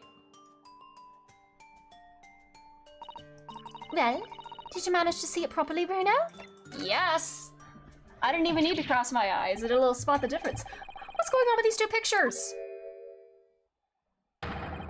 Some of the things on the counter, they sort of jump out at you. Oh my god, the judge! Oh, Van Zeeks! What, you're not doing it you need a little machine to help you out like that, buddy? Wow. Yes, you see. That's the other amazing powers of stereoscopes. Other amazing power? Is someone going to explain this black magic, eh? Why the deuce do some of the things on the counter seem to jump out at you like that, I think you'll find that if you consider the basic principle of the stereoscope, it'll answer your own question. So those basic principles of the stereoscope. So those items were moved somehow. All the ones that stand out were moved. I guess that's what we were kind of looking for, but I did notice there was the little door cut out in the 130 print that was not there at the 1 print. We tried to look at two identical pictures using a stereoscope, it won't work at all. It's a slight shift in the positions of certain objects that lets you see pictures in 3-dimensionally. In other words, see, there's the thing is here, the little window is there, but it's not here. Man, if somebody used the cat doorinator, that's what I'm gonna call it. I'm gonna use the Doofenshmirtz naming practice there. They moved just ever so slightly. Yes, there must have been. Now hold fire there, sir. Got a reasonable grasp of this whole cross-eyed business now, I'd say. But why the devil does this shift between the two prints exist in the first place? Well, what's the answer, fellow? Come on, you're the cross-eyed master. What, me? I haven't the worst idea. You know, Bruno, it's quite simple. It is? Just think it through step by step. The first photograph was taken at 1 AM. Then 30 minutes later... Oh, I see, doing that, they shifted slightly forward. But the position of some items on the counter appears to have shifted slightly in the interim. So that means... something may have been taken from there. Sometime in the half-hour interval, someone must have tampered with the things on the counter. Zulkas! Someone tampered? New information! Not mentioned in testimony so far. Stop. We've had to go around in circles a little here, it seems, but I'm starting to see what I should be aiming at in this summation examination now. Ladies and gentlemen, the question now is clear. We know the items on the countertop were moved. But by whom? Are you suggesting you might know? Of course. Oh god.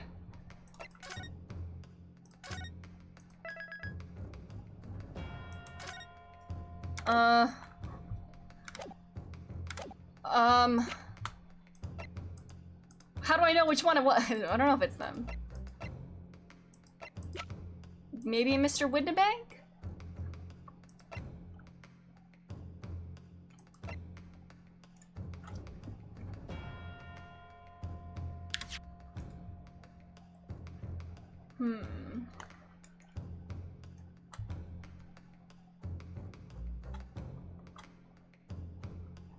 In the half-hour interval.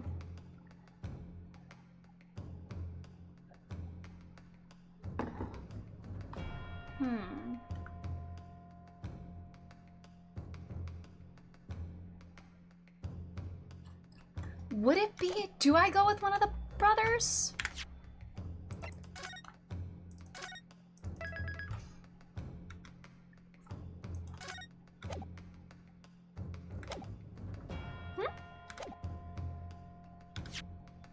Or would it be Mr. Windibank himself?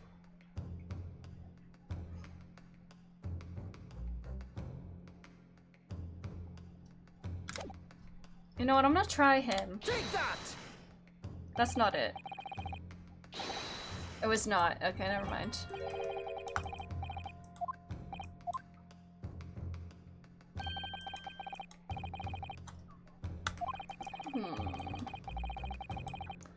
I'm gonna... toward the episode. You know what, I'm gonna reload just to be safe, because I had a couple things. was in a bit of a rough spot last time. One of the...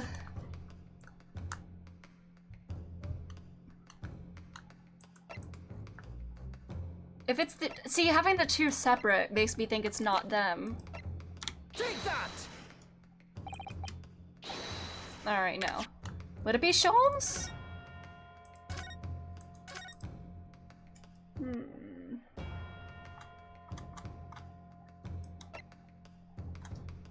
Take that!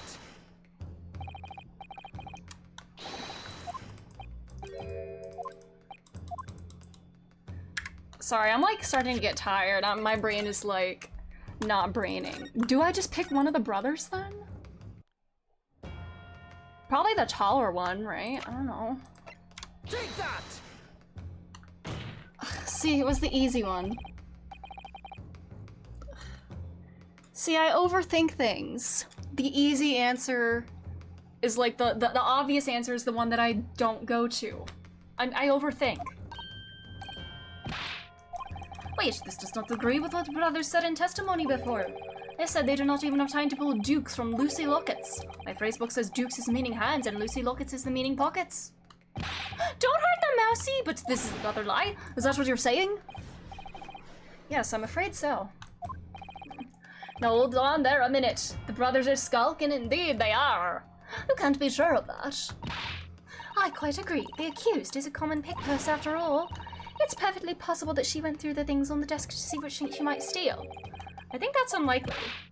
And why, exactly?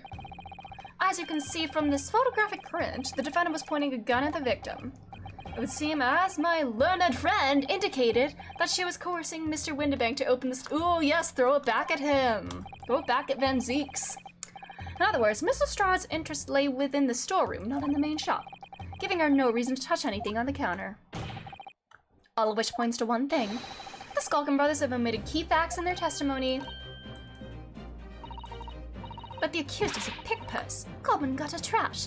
Why look any further for the wrongdoing here? Because the Skulkin brothers are thieves, madam. No better, in fact worse than a pickpurse. Uh-huh. I believe these brothers were looking for something on the victim's counter that night. Ladies and gentlemen of the jury, if you would condemn the defendant on the grounds that she's a pickpocket, would it not at least be right and proper to thoroughly scrutinize testimony given against her by two thieves? Well said.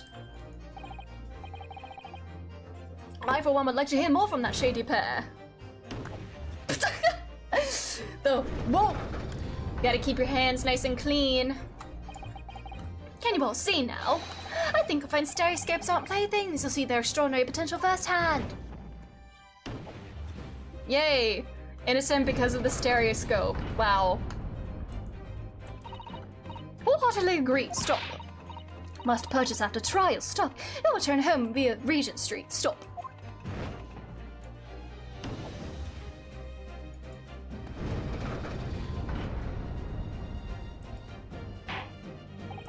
Well, it would seem this trial has yet to run its course. Ladies and gentlemen of the jury have declared their inclinations via the mighty scales of justice. I call this summation examination to conclusion with the balance altered in the defendant's favor. 2 lean to guilty, 4 lean to not guilty. Accordingly, the jury is without consensus. And I order this trial to continue. Yay, well done. Oh, by the way, What? you should hold on to this Runo. You never know when it might come useful. Twice in one trial would be unusual, surely. Oh boy. No, there's nothing special about that, is there? I didn't think there was, but... yeah, it just lets me... Yeah, to use the 2 prints, yeah. And then when you look through the eyepieces, you can see an image in 3 dimensions.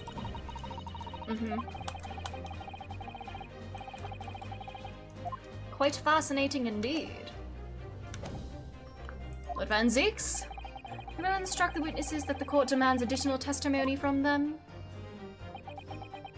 He's gonna crush that. I'm sure it won't spoil the bouquet to do so, my lord. Man. I've won myself another chance to probe that pair about their activities that night, at least. I won't stop probing them until I've proven that Jean is innocent. Phrasing, buddy.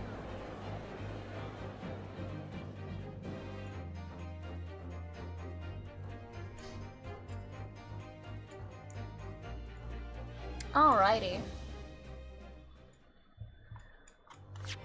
That's where we'll call it for tonight. I'm getting a little tired and hungry. So, we'll continue with this tomorrow, same time as today.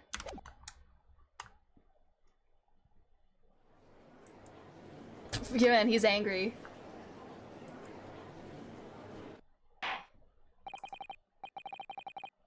Alright,